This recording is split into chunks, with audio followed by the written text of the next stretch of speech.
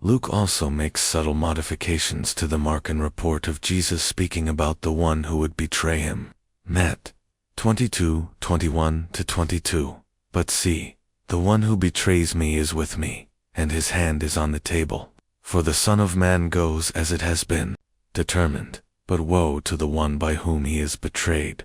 The text does not specify whose hand is on the table, replacing Mark's reference to someone dipping into the dish with Jesus.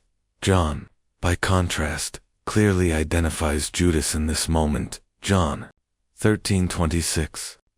Luke adds that after Jesus said someone at the table would betray him, Luke 22:23, they began to question one another, which of them it could be, rather than immediately identifying Judas as the betrayer, as Matthew does. Matt 26 minutes and 25 seconds. Luke inserts a scene previously found in Mark 10:41-45. The disciples dispute over which of them should be considered the greatest, Luke 22:24-30. In Mark, this debate is prompted by James and John requesting places at Jesus' side in his glory. Mark 10:38. The episode was so awkward that Matthew shifted it to a request made by their mother. Matt 20:22-23. While Luke omits that detail entirely, choosing instead to place the discussion of true greatness within the Last Supper, without identifying Judas as the one who would betray Jesus in the Garden of Gethsemane. Luke adds that Judas led the approaching crowd, Luke 22:47, as Judas moves to kiss Jesus. Jesus recognizes the act as the signal to the Jewish authorities, Luke 22:48. Judas, is it with a kiss that you are betraying the Son of Man? Judas then disappears from the scene. Luke continues with the Markan account of a disciple cutting off the right ear of the high priest's slave, but adds Jesus' rebuke and healing of the injured man, Luke 22:51. But Jesus said, "No more of this," and he touched his ear and healed him. This act of mercy toward someone coming to arrest him recalls Pope John Paul II's forgiveness of the person who attempted to assassinate him. Likewise, at the crucifixion, Luke alone records Jesus saying, Luke 23:34, "Father, forgive them, for they do not know what they are doing." Luke does not clarify Judas' role further at this moment. According to Luke, Judas meets a violent end as a consequence of his actions, Acts 1:18. Now this man acquired a field with the reward of his wickedness, and falling headlong, he burst open in the middle, and all his bowels spilled out. The Gospel, OFJOHN. The Gospel of John is largely responsible for portraying Judas in an entirely negative light. John does this in several ways, John 6:264-71, "But among you there are some who do not believe." Jesus knew from the beginning who did not believe, and who would betray him. He said, "For this reason, I have told you that no one can come to me unless it is granted by the Father." Because of this, many of his disciples turned back and no longer followed him. Jesus then asked the 12, "Do you also wish to leave?" Simon Peter replied, "Lord, to whom shall we go? You have the words of eternal life. We have come to believe, and know that you are the Holy One of God." Jesus answered, "Did I not choose you, the 12? Yet one of you is a devil." He was speaking of Judas, son of Simon Iscariot, who, though one of the 12, would betray him. The question of why Jesus included Judas in his inner circle becomes especially acute in John. If Jesus knew from the beginning that Judas would betray him, then he must have allowed Judas to be part of the 12 for that very purpose, just as Luke had shifted the designation of Peter being called Satan, Mark 8:33, onto Judas being possessed by Satan, Luke 22:3. John presents Judas as being influenced by Satan. Introducing this element earlier than the Last Supper, John reshapes a familiar story from Jesus' time in Bethany, previously told in Mark 14:3-9, or in Luke at the home of Simon the Pharisee, Luke 7:36-39. In Luke, a woman, identified as a sinner, anoints Jesus with costly perfume, prompting criticism from those present. Luke adapts the story to critique the Pharisees, and similarly, John modifies it to highlight Judas' corruption. In John, the story centers on Jesus at the home of Mary, Martha, and Lazarus, John 12:21-8, transforming a scene of attentive devotion into a critique of Judas. 6 days before the Passover, Jesus came to Bethany, the home of Lazarus, whom he had raised from the dead. A dinner was given in his honor. Martha served, and Lazarus was among those at the table. Mary took a pound of costly perfume made of pure nard, anointed Jesus' feet, and wiped them with her hair. The fragrance filled the house, but Judas Iscariot, one of his disciples, the one about to betray him, said, "Why was this perfume not sold for 300 denarii and given to the poor?" John notes that Judas did not speak out of concern for the poor, but because he was a thief, he managed the common purse and often stole from it. Jesus replied, "Leave her alone. She bought it so that she might keep it for the day of my burial. You always have the poor with you, but you do not always have me." It becomes evident here that both Luke and John take a traditional story about Jesus and, by altering characters and events, adapt it for their own polemical purposes.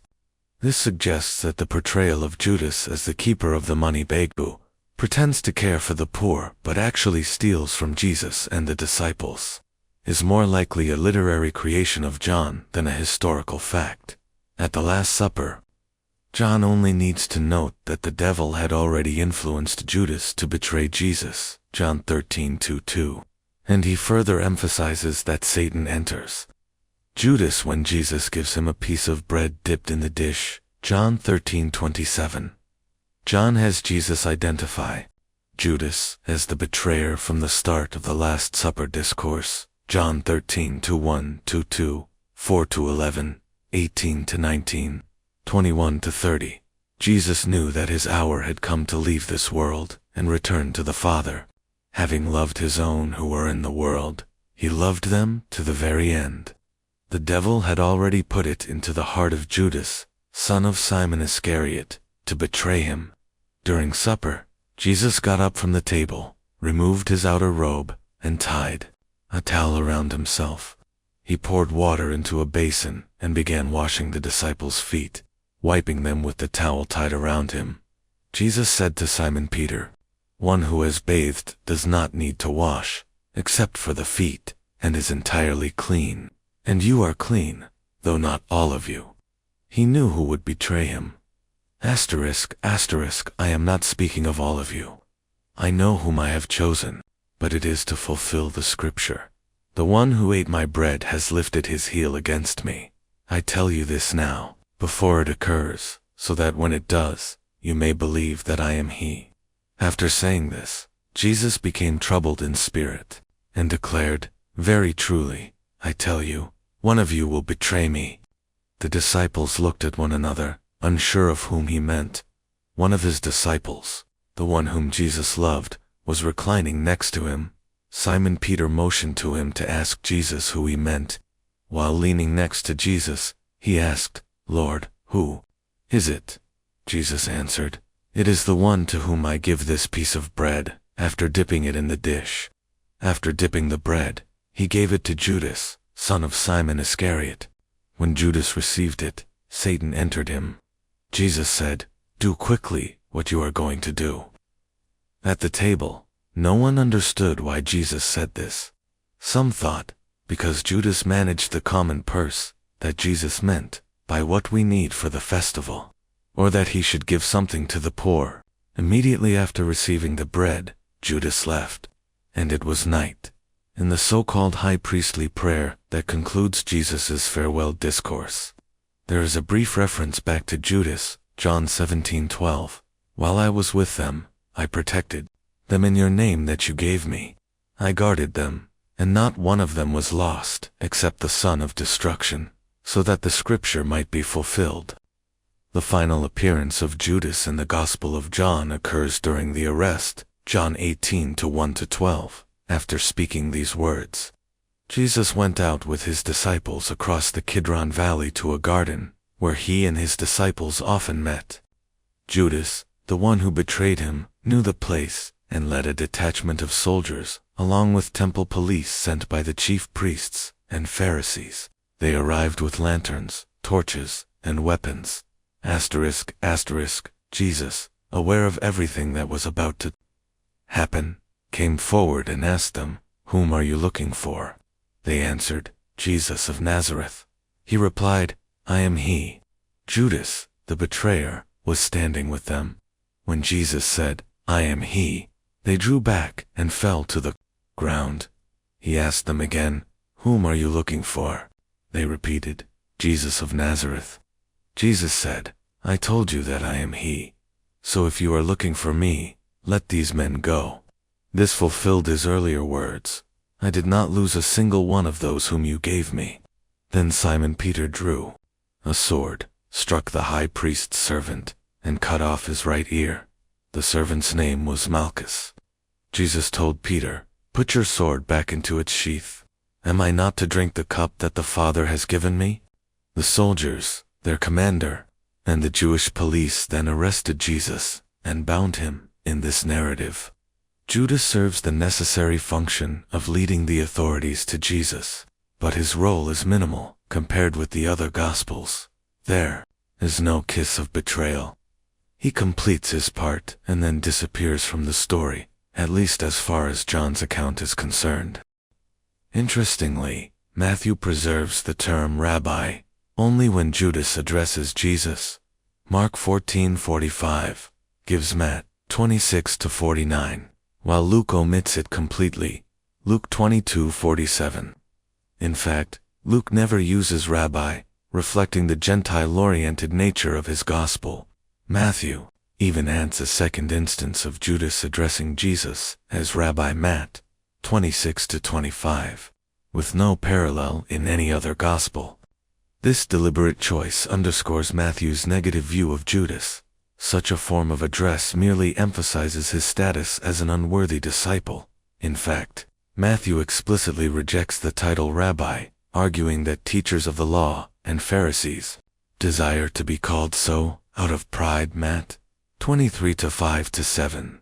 They do all their deeds to be seen by others, for they make their phylacteries broad and their fringes long. They love to have the place of honor at banquets and the best seats in the synagogues, to be greeted with respect in the marketplaces, and to have people call them rabbi. Accordingly, Matthew emphasizes that this title should be avoided. Matt 23:8. But you are not to be called rabbi, for you have one teacher, and you are brethren. Thus, Matthew underscores that it is Judas alone who calls Jesus rabbi, when Judas actually kisses Jesus in the Garden of Gethsemane to identify him to the Jewish authorities. Matthew records Jesus saying, "Friend, do what you are here to do." Matt 26-50, a statement that almost seems to exonerate Judas for the identifying kiss. The irony is heightened by Jesus addressing him as friend, a term rarely used by him. Matthew is also unique among the Gospels in reporting Judas's remorse. Judas returns the silver to the chief priests and elders, saying, "I have sinned in giving over innocent blood." Matt 27-4. When they dismiss his concern, he throws down the pieces of silver in the temple and departs, ultimately going to hang himself. Matt 27-5. As a Jewish gospel, Matthew naturally seeks to present a more favorable view of Jesus' disciples than Paul or Mark. For example, Matthew rescues Peter from being labeled Satan, instead making him the rock on which the church will be built. Matt 16:18-19. And I tell you, you are Peter, and on this rock I will build my church, and the gates of Hades will not prevail against it. I will give you the keys of the kingdom of heaven, and whatever you bind on earth will be bound in heaven, and whatever you loose on earth will be loosed in heaven. Matthew still retains Peter's opposition to the idea of the passion, along with the rebuke calling him Satan, but he softens the dialogue to make it less shocking and more comprehensible. Matt 16:22-23. And Peter took him aside and began to rebuke him, saying, "God forbid it, Lord. This must never happen to you." But he turned and said to Peter, "Get behind me, Satan. You are a hindrance to me. For you are setting your mind not on divine things, but on human things." The mark in criticism remains, but Matthew adds context. To justify Peter's response, his comment, "God forbid it, Lord, this must never happen to you," is understandable, and Jesus' explanation, "You are a hindrance to me," mitigates the rebuke. Matthew had every reason to defend Peter's reputation, as Peter is, after Jesus, the central hero of his gospel. If Mark cast the first critical stone at Peter, Matthew laid the first cornerstone for Peter's enduring honor, symbolized later in the Cathedral of St. Peter in Rome. The Gentile Church's ecumenical gospel of Luke portrays the public ministry of Jesus as an idealized period, a time not only distinct from the era before Jesus' public ministry, but also very different from Luke's own contemporary context, long after Jesus' ministry. We are familiar with Luke's tendency to idealize the early church after Easter as a remarkable period, one that did not continue into his own time. In his Acts of the Apostles, the early church is depicted as a community sharing all possessions and funds voluntarily, almost like a Christian form of communism. Yet, this was no longer practiced in Luke's day. It was the church's beginning, a period he admired and recalled nostalgically, but not a model for contemporary life. It was not meant to be imitated. Similarly, Luke presents Jesus' public ministry as an idealized past, a time that does not fully extend into the present. After Jesus resists the temptations of the devil, Luke notes that the devil departs until an opportune time, Luke 4:13. That opportune time arises just before the Passion narrative, when Satan reappears to enter Judas, Luke 22:3, and to tempt Peter, Luke 22:31. The period of the devil's absence, corresponding to Jesus' public ministry, is depicted as a paradisiac, unrepeatable, idyllic era, much like the idealized beginnings of the Christian church. This idealized period, free from the devil, closely aligns with the scope of Q in Luke. Q begins at Luke 3:22 with John the Baptist and continues through Luke 20-30, ending just before the Passion narrative. The idyllic period concludes immediately after Q ends. Following the conclusion of Q in Luke 22:30, Luke depicts Satan re-emerging to tempt Peter and facilitate Jesus' betrayal in Luke 22:31. Luke also explicitly revises the mission instructions of Q quoted in Luke 10:1-16. Those instructions had stated, Q 10:4, "Carry no purse, nor knapsack, nor sandals, nor stick, and greet no one on the road." Just consider how Luke revokes these mission instructions in preparation for the Passion narrative. Luke 22:35-38. He said to them, "When I sent you out without a purse, bag, or sandals, did you lack anything?" They replied, "Nothing." He said, "But now, let anyone who has a purse take it, and likewise a bag. And let anyone who has no sword sell their cloak and buy one. For I tell you that this scripture must be fulfilled in me. He was counted among the transgressors. What is written about me must reach its fulfillment." They said, "Look, Lord, here are 2 swords." He replied, "It is enough." In this way, Luke sets the stage for Mark's immediately following account of the arrest. Mark 14:46-47, one of those standing near drew his sword and struck the high priest's servant, cutting off his ear. By rearming the disciples, Luke effectively closes the idyllic epoch of Q, however wonderful it may have seemed, and re-enters the real world of danger and conflict. With Q safely behind him, Luke proceeds to follow Mark through the Passion narrative and moves on to portray the mission practices of the Gentile church, exemplified in Acts through Paul's journeys across the Hellenistic world. Luke's division of history into an idealized past and a more realistic present did not require him to omit the Q mission instructions, though they were now obsolete and formally revoked by Jesus himself. Instead, Luke preserves them, in their most archaic form, Luke 10:1-16. Unlike Matthew, he was not compelled to update them to reflect current practice. Matthew, however, adhering longer to older procedures, had to adjust the instructions to match the passage of time. Most notably, Matthew justifies a mission restricted to Jews, carried out exclusively to the lost sheep of Israel, probably continuing almost until his own time. Matt 10:5b6-23. Go nowhere among the Gentiles, and enter no town of the Samaritans, but rather go to the lost sheep of Israel. When they persecute you in one town, flee to the next. For I tell you, you will not have completed all the towns of Israel before the Son of Man comes. This mission limited to Jews must be understood as still being practiced by the Jerusalem church at the time when James sent delegates to Antioch to enforce this segregation. At the Lord's Supper, a policy Paul had strongly opposed in Luke's Gospel. Jesus does not tell Peter, "Get behind me, Satan." The parallel scene to Mark 8:33, which would follow Luke 9:22, is entirely absent. Instead, while Satan seeks to attack Peter, Jesus intervenes to protect him. Luke 22:31-32. Simon, Simon, listen. Satan has asked to sift all of you like wheat, but I have prayed for you, that your faith may not fail, and when you have turned back, strengthen your brothers. However, it is Judas who becomes the one gripped by Satan. Luke 22:3. Then Satan entered Judas, called Iscariot, one of the 12.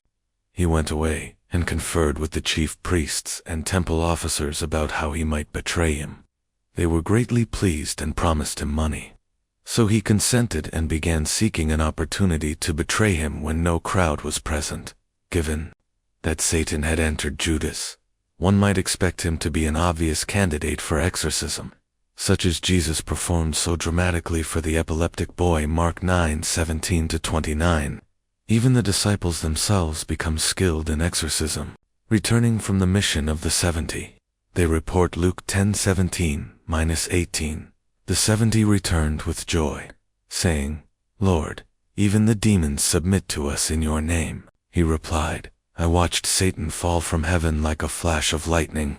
Among the disciples, the most prominent example of someone from whom Jesus cast out demons, or, more precisely, 7 demons, is Mary Magdalene. Luke 8:1-3. The 12 were with him, as well as some women who had been cured of evil spirits and infirmities. Mary called Magdalene, from whom 7 demons had gone out. Joanna, the wife of Herod's steward Chuza, Susanna, and many others, who provided for them out of their resources. It is difficult to take Luke's claim that Judas was possessed by a demon, or Satan, literally, given that Jesus and the apostles freely cast out demons.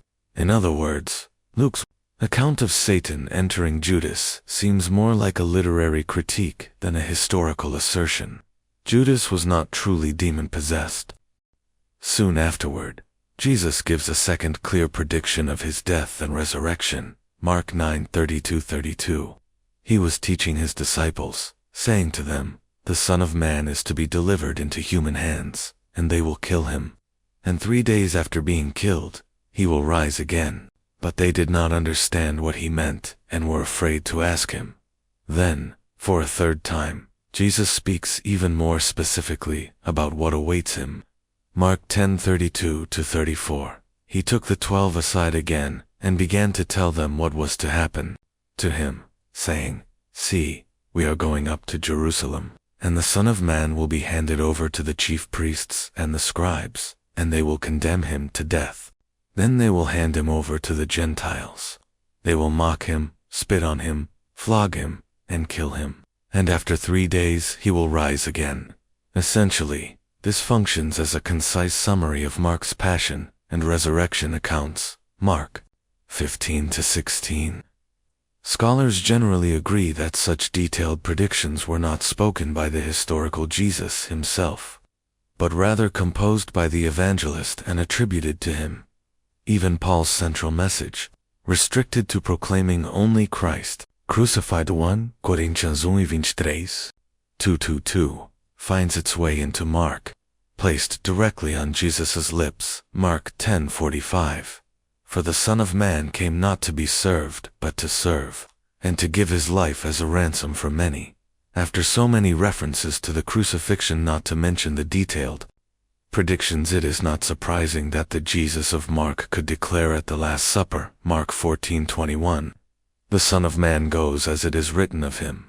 Judas, in that case, would only need to be slightly more perceptive than Peter and the other disciples to recognize that it was God's will for Jesus to die for humanity's sins. In fulfillment of the Scriptures, 1 Corinthians 15:3, given Mark's depiction of Jesus' death as both the fulfillment of prophecy and the expression of God's will, something known to Jesus and the 12.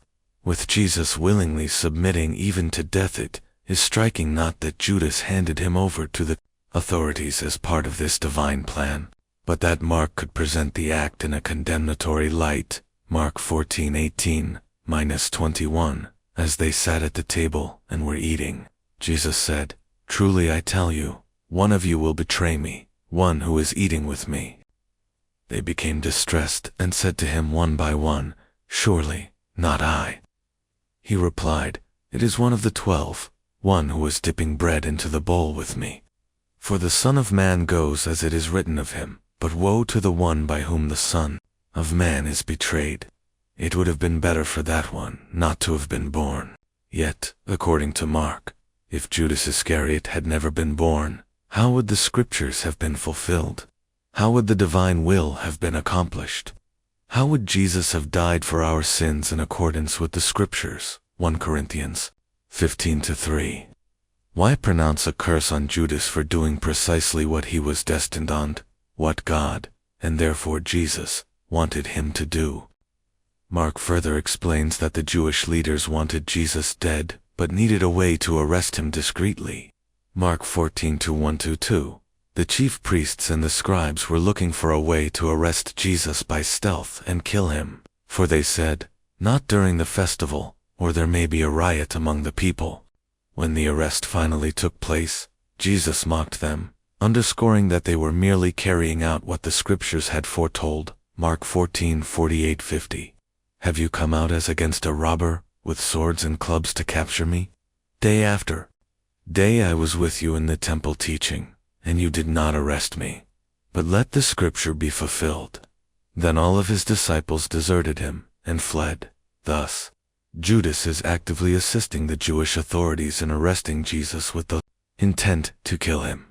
From Mark's perspective, this is far from a harmless referral of Jesus to the religious leaders, as might be appropriate in ordinary matters within Judaism. Their goal is not to question Jesus in order to understand his message and potentially release him. Their sole purpose is to arrest Jesus by stealth and kill him. This plan had been in motion from the start, when the Pharisees and Herodians conspired together how to destroy him.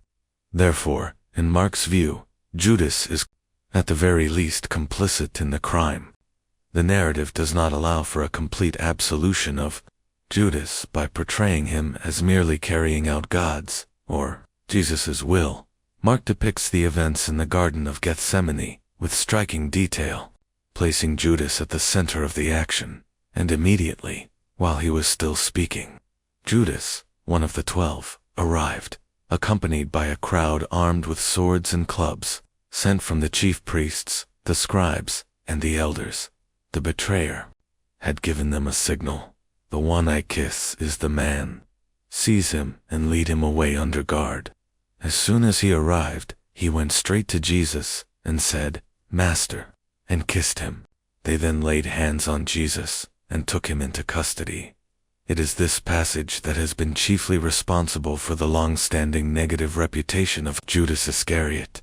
The Jewish sayings, Gospel Q. The first-generation Jewish Christian church, primarily, spoke Aramaic, yet no written texts in that language have survived.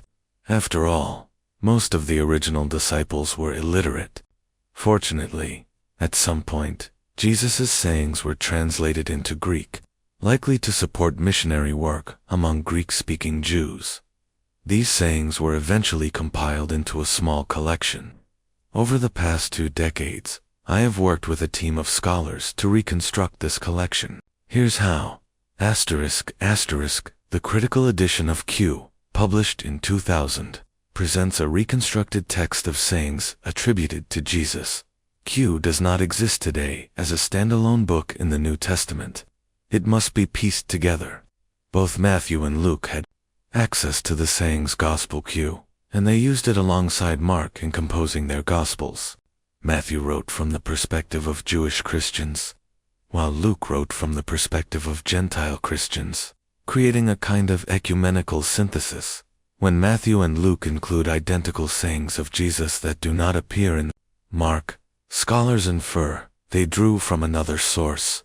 A century ago, this source was nicknamed Q, from the German word Quelle, meaning source. Today, we call it the sayings Gospel Q, to distinguish it from the 4 narrative Gospels, Matthew, Mark, Luke, and John found in the New Testament. Since Q itself lacks chapter and verse numbers, we use Luke's numbering when quoting it, as Luke preserves Q's sequence more faithfully than Matthew. With no birth narrative, Q begins at Luke 3, with John the Baptist. Thus, the first chapter of Q is called Q3. Its material is scattered throughout Matthew and Luke, concluding just before the Passion narrative in Luke 22, making Q22 its final chapter. The sayings Gospel Q was composed as a guide for continuing Jesus' message through his disciples. It does not present his public ministry as a past event to be described. Rather, it is a collection of teachings to be proclaimed. The focus is on the impact of the sayings themselves. Heeding them is crucial for one's fate. Perhaps for this reason, Q does not name those carrying the message. None of the 12 are mentioned. Not even Peter and, certainly not Judas. The Jewish Church's ecumenical Gospel of Matthw. The Gospel of Matthew appears to have been composed during the period when the remaining elements of the Jewish Christian Church of Q were merging into the much larger Gentile Church represented by Mark. This merging of the 2 Gospels can be seen as an ecumenical effort, reflecting a hope for a harmonious union of the 2 Christian communities. Matthew provides notable additions to Mark's account of Judas. In Mark, the initiative for the bribe is attributed to the chief priests, Mark 14-11, but in Matthew, Judas actively approaches them, asking for a reward. "What will you give me if I hand him over to you?" Matt 26-15. Matthew also highlights Judas at the Last Supper in relation to identifying the one who would betray Jesus. Judas, who handed him over, said, "Surely not I, Rabbi." He replied, "You have said so." Matt 26 minutes and 25 seconds, while not fully explicit. The message is clear. Judas will carry out the betrayal. Significantly, Matthew portrays Judas addressing Jesus as Rabbi, rather than using the Greek term Lord commonly found elsewhere in the Gospels. This likely reflects the Aramaic used at the Last Supper, in which rabbi was a term of respect for a teacher or religious leader, without the later specialized meaning associated with Jewish clergy. However, both Matthew and Luke appear generally reluctant to preserve rabbi or rabboni. For instance, when Mark has Jesus called Rabboni, Mark 10:51, Matthew and Luke translate it as Lord. Matt 9:28. Luke 18:41. Similarly, when Peter addresses Jesus as Rabbi during the Transfiguration, Mark 9:5, Matthew and Luke read, Lord instead. Matt 17:4, Luke 9:33. In another instance where Peter calls Jesus Rabbi, Mark 11:21, Matthew omits the address entirely. Matt 21:20, and Luke omits the episode altogether. Their lack of understanding appears again when they see Jesus walking on the water, Mark 6:50-52. They all saw him and were terrified. But immediately he spoke to them and said, Take heart, it is I. Do not be afraid. Then he got into the boat with them, and the wind ceased. And they were utterly astounded, for they did not understand about the loaves, but their hearts were hardened. Even after the miraculous feedings, Jesus expresses frustration with their blindness. Mark 8:17-21. Why are you talking about having no bread? Do you still not perceive or understand? Are your hearts hardened? Do you have eyes, and fail to see? Do you have ears, and fail to hear? And do you not remember, when I broke the 5 loaves for the 5,000, how many baskets full of broken pieces did you collect? They answered, 12. And the 7 for the 4,000, how many baskets full of broken pieces did you collect? They replied, 7. Then he said to them, do you not yet understand? Mark even emphasizes that Jesus foresaw the unreliability of this inner circle. Mark 14:27-28. You will all become deserters, for it is written, I will strike the shepherd, and the sheep will be scattered. In Mark's telling, not one of the 12 remained at the cross. Instead, Jesus acknowledges that they would scatter and retreat to Galilee. To the faithful women at the tomb, the angel relays his message, Mark 16:7, but go. Tell his disciples and Peter that he is going ahead of you to Galilee. There you will see him, just as he told you. In the Garden of Gethsemane, the inner circle of disciples completely failed to stay alert. Mark 14:37-41. Jesus returned and found them asleep. He said to Peter, Simon, are you sleeping? Could you not stay awake for even 1 hour? Stay awake and pray, so that you may not fall into temptation. The spirit is willing, but the flesh is weak.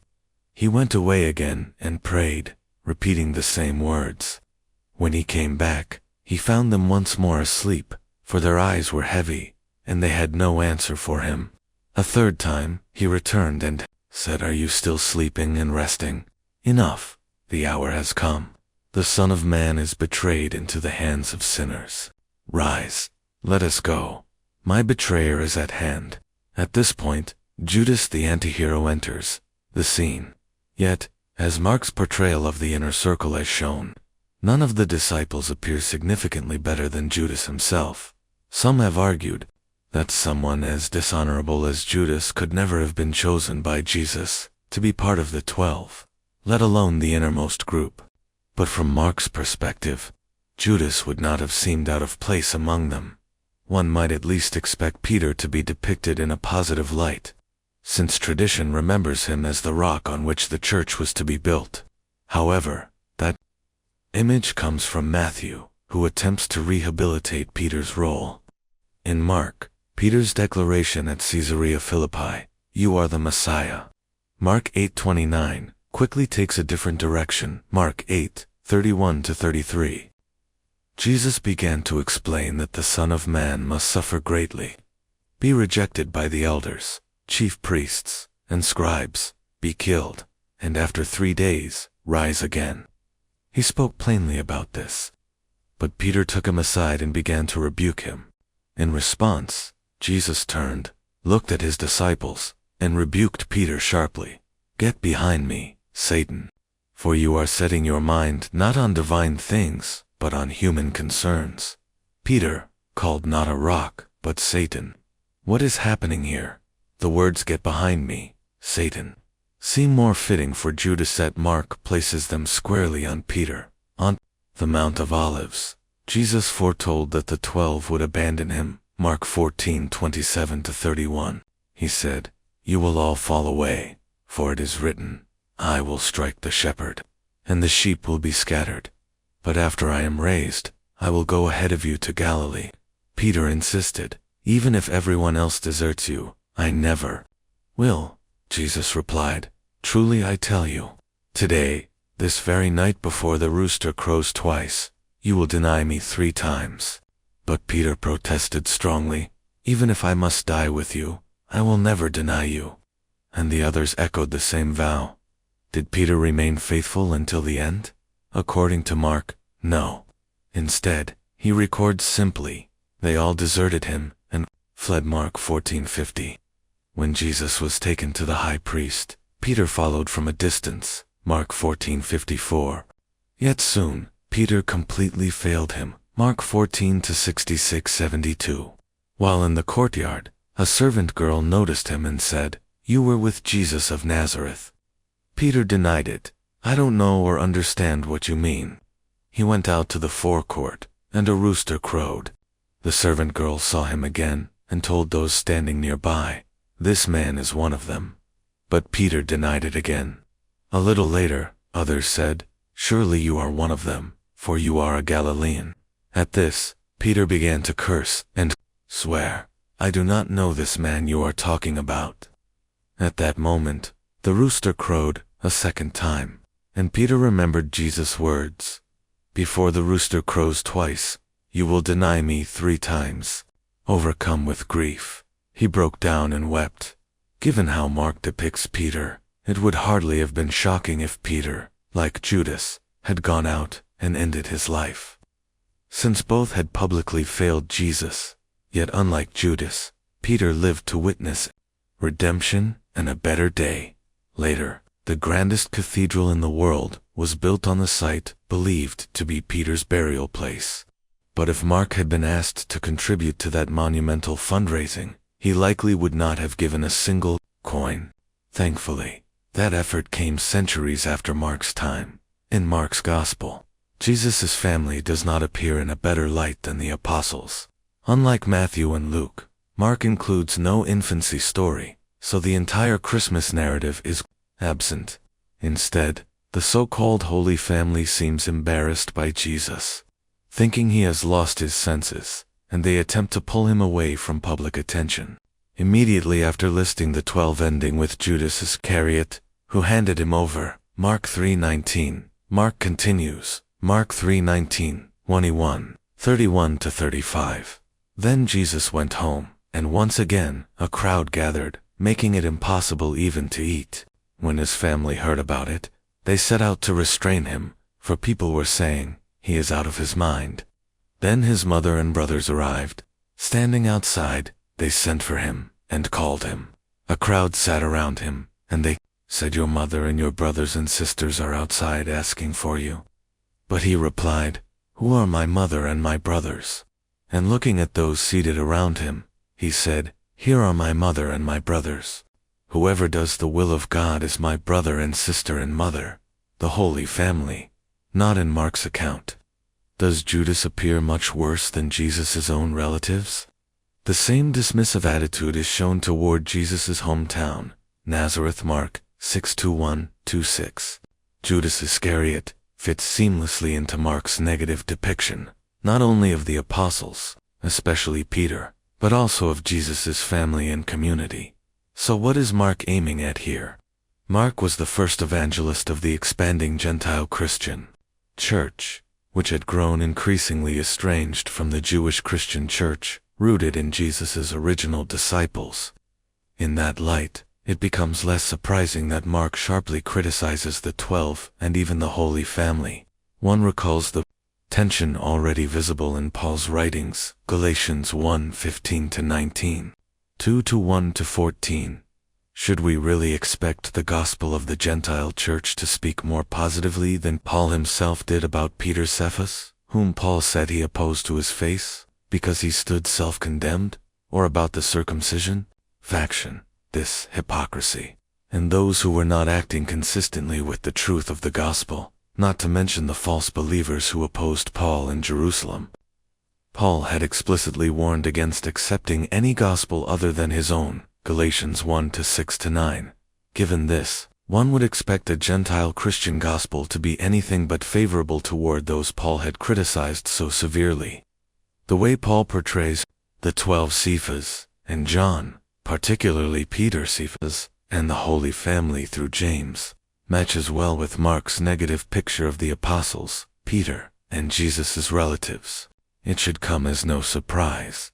This raises the question, however, whether Mark's portrayal truly does justice to these figures or whether they were shaped, perhaps unfairly, by the theological agendas of Paul and Mark. And if that is the case, what does it mean for Mark's presentation of another member of the 12, Judas Iscariot? The Gospel of Mark has often been described as a passion narrative with a lengthy introduction. This description highlights the way Mark directs attention to the cross, long before narrating the crucifixion itself. Very early in the story, the plot against Jesus is introduced, Mark 3:26. The Pharisees went out and immediately conspired with the Herodians against him, to destroy him. From that point, the latter half of Mark is marked by repeated predictions of Jesus' suffering and death, expressed in such explicit detail that even Peter found them disturbing. Mark 8:31-32. Then he began to teach them that the Son of Man must undergo great suffering, be rejected by the elders, the chief priests, and the scribes, and be killed, and after 3 days rise again. He said all this quite openly. Later, as they descended from the Mount of Transfiguration, Jesus again alluded to his resurrection when speaking to Peter, James, and John, who had accompanied him there. Mark 9:9. As they were coming down the mountain, he ordered them not to tell anyone what they had seen until after the Son of Man had risen from the dead. So they kept the matter to themselves, wondering what rising from the dead could mean, had he not already told them that he would rise again after 3 days.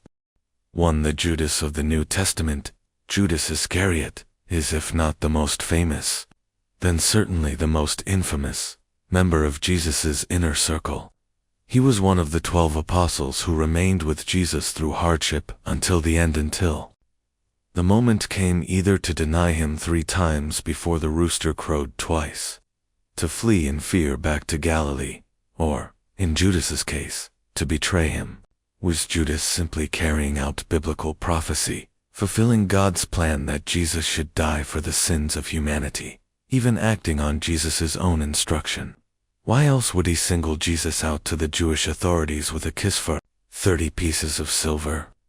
What picture do the New Testament Gospels, and later the Gospel of Judas outside the New Testament, give us of this act?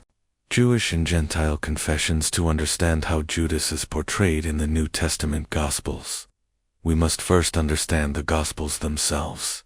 They were products of their own era, written in the final third of the 1st century, serving the needs of the early churches. Their purpose was not primarily historical record, but testimony, Christian witness to Jesus, gospel, the good news.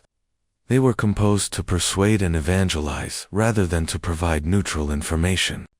The evangelists shaped the traditions they recorded so as to communicate the message they wished to emphasize. Since nearly everything we know about Judas comes from these Gospels, it is necessary to grasp this evangelizing method before attempting to look back half a century to consider the historical Judas. Jesus' public ministry was directed mainly to Jews, and his followers were themselves Jewish. Those who experienced the Spirit at Pentecost after Easter were Jews from across the ancient world, gathered in Jerusalem to celebrate a Jewish festival. Judas himself belonged to this deeply Jewish setting out of which Christianity emerged. Judaism was, and still is, a deeply impressive ethical monotheistic faith, admired not only by Jews, but also by Gentiles. Many respected the high moral standards of the Jewish community and valued their style of worship, which was practiced throughout the Roman Empire. Rather than relying on animal sacrifice limited to the temple in Jerusalem, Jewish worship centered on inspiring readings from their sacred scriptures in Hebrew, followed by explanations in the everyday language of the congregation. Gentiles often attended these synagogue gatherings, the Greek word synagogue meaning assembly, yet few were willing to convert fully to Judaism and become proselytes, since conversion required circumcision and strict adherence to the Jewish way of life. For many, Judaism seemed to demand too many sacrifices, including withdrawal from much of their community's social life. Instead, they preferred to participate in synagogue services on the Sabbath, while living normally the rest of the week. Such Gentile attendees were known as God-fearers, but they were not considered Jews. It was among these God-fearers that Paul found his most receptive audience. They were drawn to the ethical ideals of Judaism, but reluctant to embrace its ritual demands. Paul offered exactly what they sought, a faith grounded in high moral vision, free from sacrifices and restrictive social rules. Baptism, after all, was far more appealing than circumcision. As a result, the Gentile Christian church flourished, quickly outnumbering the small and fading Jewish Christian community still centered in Galilee. When Barnabas began his mission in Antioch, he enlisted the help of the most notable convert since Easter, Paul, formerly a Pharisee from Tarsus on the southern coast of modern Turkey. Paul was a Jew raised in the Gentile world, and he brought that background into his ministry. Together, Paul and Barnabas took Titus, a Gentile convert, to Jerusalem as a living example to persuade the leaders of the Jewish Christian church that an uncircumcised Gentile could still be accepted as a true Christian. The Jerusalem leaders eventually agreed, acknowledging that Paul and Barnabas had the right to continue their mission among Gentiles, while they themselves remained focused on outreach to Jews. In return, Paul promised to organize collections among the Gentile churches to support the poor within the Jerusalem community. The ecumenical agreement established by the Jerusalem Council proved challenging to carry out in the diverse congregation at Antioch. In practice, Paul and Barnabas had abandoned the traditional Jewish custom of eating only with Jews to maintain ceremonial purity. Instead, they shared meals with everyone in the congregation, refusing to separate the Lord's Supper. Even Peter, during a visit from Jerusalem, joined in with this inclusive practice. However, James, the brother of Jesus, who had by then assumed leadership of the Jerusalem church, sent representatives to Antioch insisting that Jewish Christians should eat only at Jewish tables to preserve their purity, even in a mixed congregation. Under this pressure, Peter withdrew to dine separately, and even Barnabas followed his lead. Paul, however, refused to compromise. He openly opposed the idea that Jewish purity laws were a condition for salvation, and from that point forward carried out his missionary work independently, without the backing of the Antioch church or Jewish Christianity. From Paul's time onward, the divide between Jewish and Gentile Christianity only deepened. The inclusiveness envisioned at the Jerusalem Council was replaced by the dominance of the larger and wealthier Gentile church, which in turn dismissed the small Jewish Christian community as heretical. By the 4th century, Epiphanius, bishop of Salamis in Cyprus, condemned Jewish Christians as heretical sects known as the Ebionites and the Nazarenes. Ironically, these names originally referred to Jesus and his followers, the poor and those from Nazareth. In truth, the Jewish Christians were simply continuing their Jewish way of life, while also following Christ, just as Jesus himself had done. Surely, they would not be considered heretics today. Jewish and Gentile Gospel, Essene, the generation following Paul, both Jewish and Gentile Christians, began gathering their cherished memories of Jesus into written Gospels. The Jewish Christians produced what is known as the Sayings Gospel Q, while the Gentile Christians created the narrative Gospel of Mark. One major reason why the Sayings Gospel Q was never included in the New Testament is that the New Testament ultimately became the book of the Gentile Christian church, not that of the Jewish Christian church. We know of the Sayings Gospel Q only because, as a final gesture of ecumenical cooperation, both groups chose to combine it with the narrative Gospel of Mark into single works, each shaped by their own viewpoint. Matthew presented it from the perspective of the Jewish Christian church, while Luke did so from the Gentile Christian perspective. As a result, modern scholars have been able to reconstruct the Sayings Gospel Q with considerable accuracy, even though no manuscripts survived, since the Gentile church eventually stopped copying it. Interestingly, the Sayings Gospel Q makes no mention of Judas at all. By contrast, the narrative Gospel of Mark, later the other New Testament Gospels, introduce the familiar account of Judas leading the authorities to the Garden of Gethsemane to arrest Jesus. Yet this well-known story deserves fresh scrutiny, particularly in light of the discovery of the Gospel of Judas. Even before that text resurfaced, Mennonite scholar William Klassen had undertaken such a re-examination in his 1996 book, Judas, Betrayer, or friend of Jesus. All this compels us to re-examine the traditional view of Judas in order to properly understand the Gospel of Judas. To do so, however, we must first take a closer look at the New Testament Gospels themselves, the sources from which both the deep hostility toward Judas and the beginnings of a more sympathetic view of him have emerged. Our exploration begins with the first Gentile Gospel, the Gospel of Mark. The Gentile Gospel of Mark. Mark's account. Jesus' closest disciples are depicted as deeply lacking in understanding and certain about who he truly was and what his mission involved. This raises a question. Why did they follow him at all? Or perhaps more importantly, why did Mark choose to portray them in this way? Let's look at how Mark describes them and consider the reasons behind it. After presenting the parable of the sewer, a parable, simple enough for anyone to grasp, Jesus turns to his disciples in astonishment. Mark 4:13. Do you not understand this parable? Then how will you understand all the parables? Mark then includes an entire chapter of parables, but even there, Jesus is shown carefully explaining them in private, almost as if the disciples cannot comprehend on their own. Mark 4:33-34. With many such parables he spoke the word to them, as they were able to hear it. He did not speak to them except in parables, but he explained everything in private to his disciples. Yet despite all this instruction, they still fail to grasp who Jesus is. Mark 4:40-41. Why are you afraid? Have you still no faith? And they were filled with great awe, and said to one another, Who then is this, that even the wind and the sea obey him? Judas in the Canonical Gospels, and a CTSA review of the Canonical Gospels in the Book of Acts reveals how each portrays Judas. They serve both as the foundation of the grim image of Judas that has persisted through the centuries, and as evidence that this image is not depicted as severely in the texts themselves, as we often assume. Certainly, the writings do not defend Judas, nor do they elevate him to the role of a hero, as the Gospel of Judas seems to attempt. Modern interpretations stress that, apart from Luke 6:16, Judas is never explicitly described as betraying Jesus in the sense of being a traitor.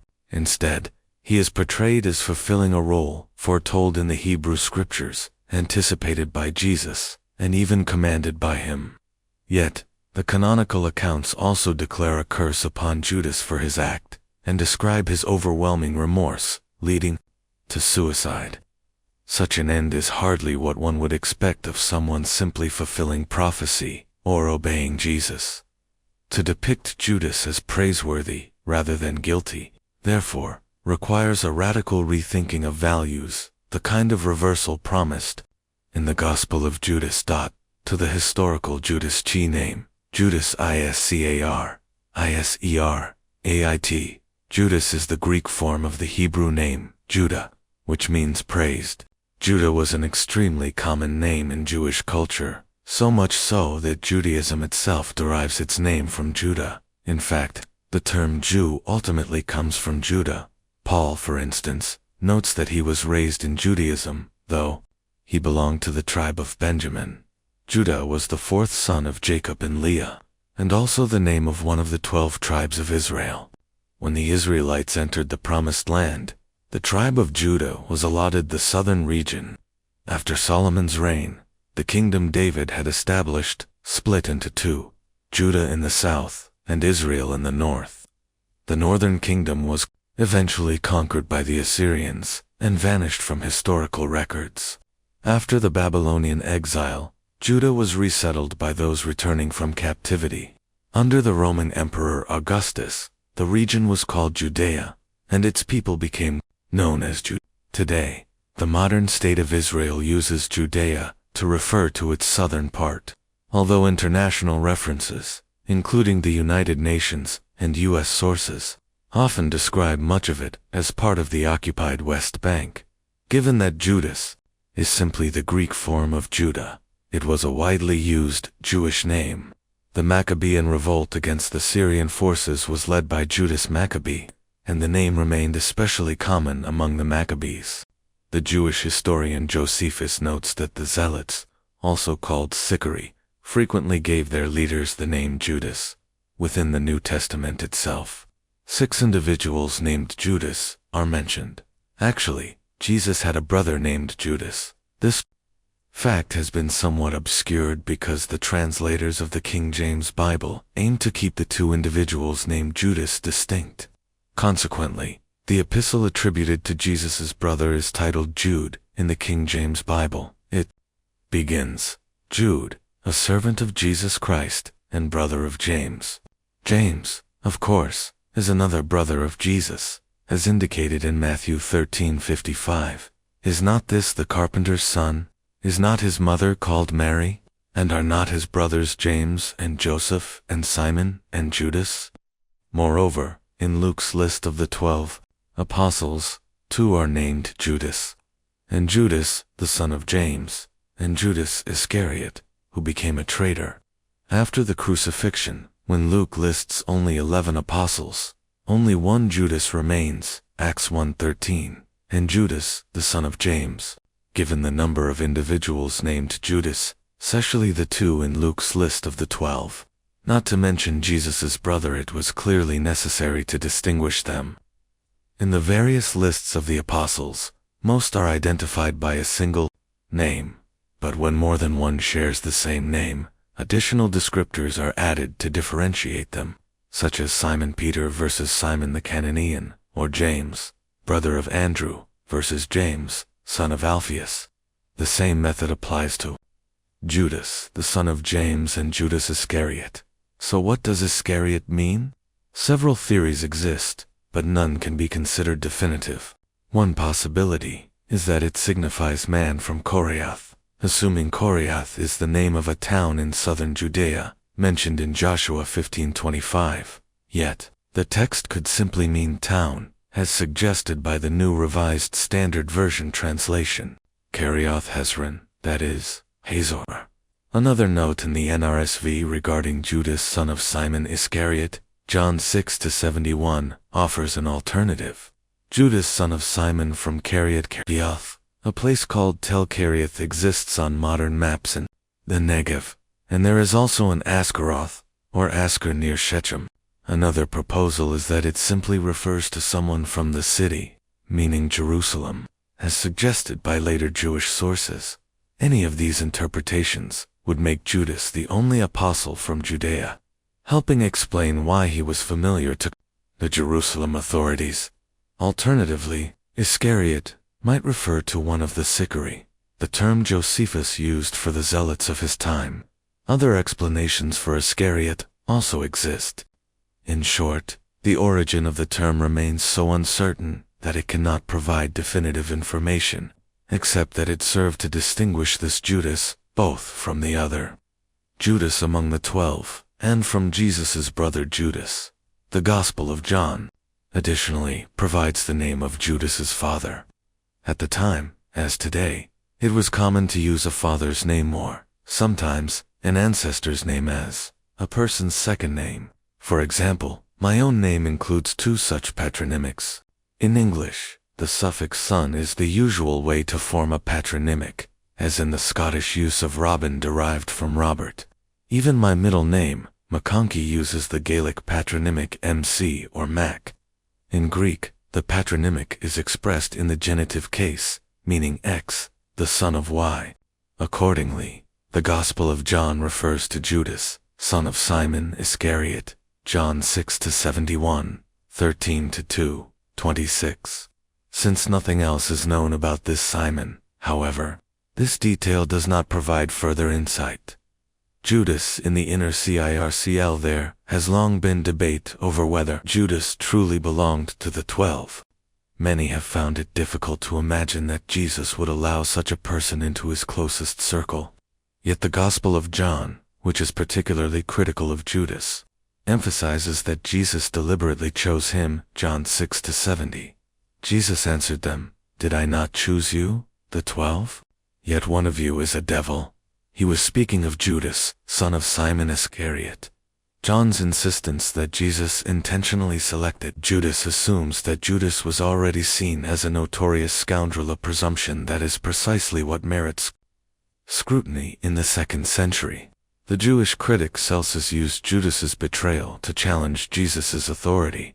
How could we have accepted as God one who, as was reported, did not carry out any of the works he announced? And when we had evidence against him, and denounced him, and wanted to punish him, he hid himself, and tried to escape. Who was captured in a disgraceful manner, and even was betrayed by one whom he called his disciple. Surely if he was God, he would not have needed to flee, or been taken away bound, and least of all to be left in the lurch and deserted by his companions, who shared everything with him personally, considered him their teacher. Despite this, Judas appears in every list of the 12 in the Gospels: Matt 10-4, Mark 3:19, Luke 6:16, confirming his official status within the group. The real question of his inclusion concerns less about Judas himself, and more about whether Jesus deliberately formed an inner circle of exactly 12 disciples. The use of 12 likely reflects the 12 tribes of Israel. Traces of this idea appear at the end of the sayings Gospel Q.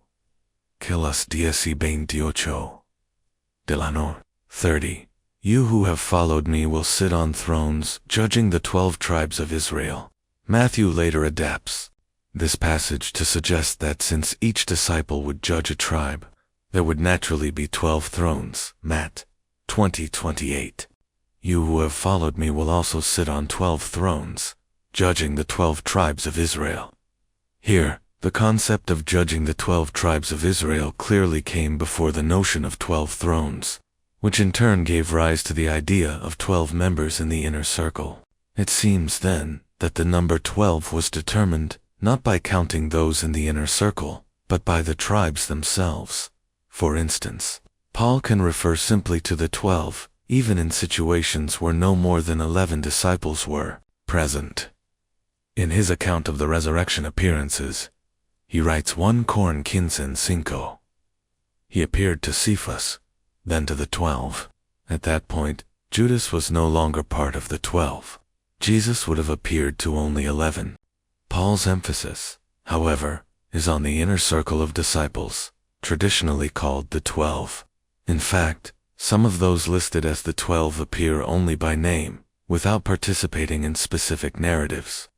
The names most commonly associated with the inner circle in stories are Peter, James, and John, a Jewish Christian gospel that was not included in the New Testament. The Gospel of the Ebionites mentions only 9 disciples, including Judas, yet, when describing the calling of Matthew, it still refers to 12 apostles as a witness to Israel, again linking the number to the 12 tribes, regardless of whether the 12 actually numbered 12 during Jesus' public ministry. It is evident that Judas was part of this inner circle. His name would hardly have been added later, after his betrayal and subsequent suicide. But what can we really know about him? What did Judas actually do? The Gospel of John portrays Judas as the treasurer of Jesus' movement, using this role to cast him in a negative light in the story of Mary and Martha, John 12:4-6.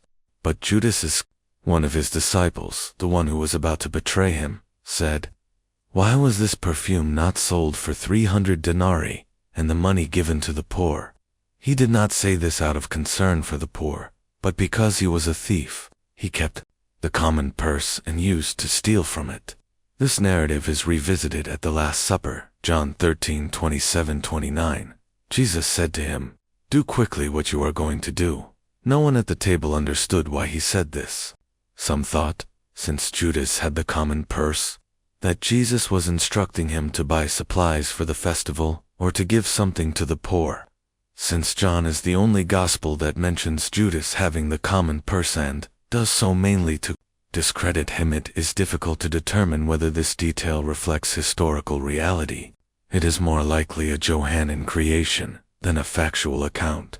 Mark, on the other hand, explains that the Jewish authorities sought a private way to arrest Jesus, fearing the crowds during the festival. Mark 14:1-2. Jesus later references this. In the Garden of Gethsemane, Mark 14:49, day after day I was with you in the temple teaching, and you did not seize me, but let the scripture be fulfilled.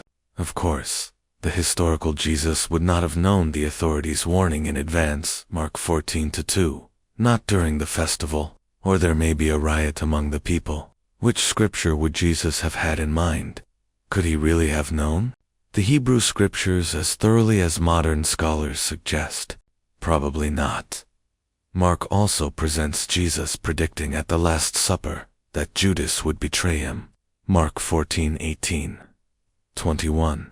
When they had taken their places and were eating, Jesus said, "Truly I tell you, one of you will betray me, one who is eating with me. For the Son of Man goes, as it is written of him, but woe to the one by whom the Son of Man is betrayed. It would have been better for that one not to have been born." Here, Jesus is depicted as fulfilling a prophecy from the Old Testament. Ps. 41:9. Even my close friend in whom I trusted, who ate of my bread, has lifted the heel against me. This presents a striking paradox.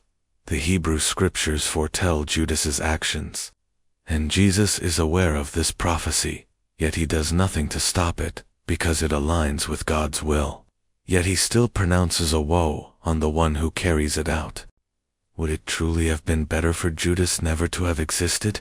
Perhaps for Judas himself, but certainly not for fulfilling Jesus' divinely ordained destiny. Matthew underscores this role of Judas as well. Matt 26-25.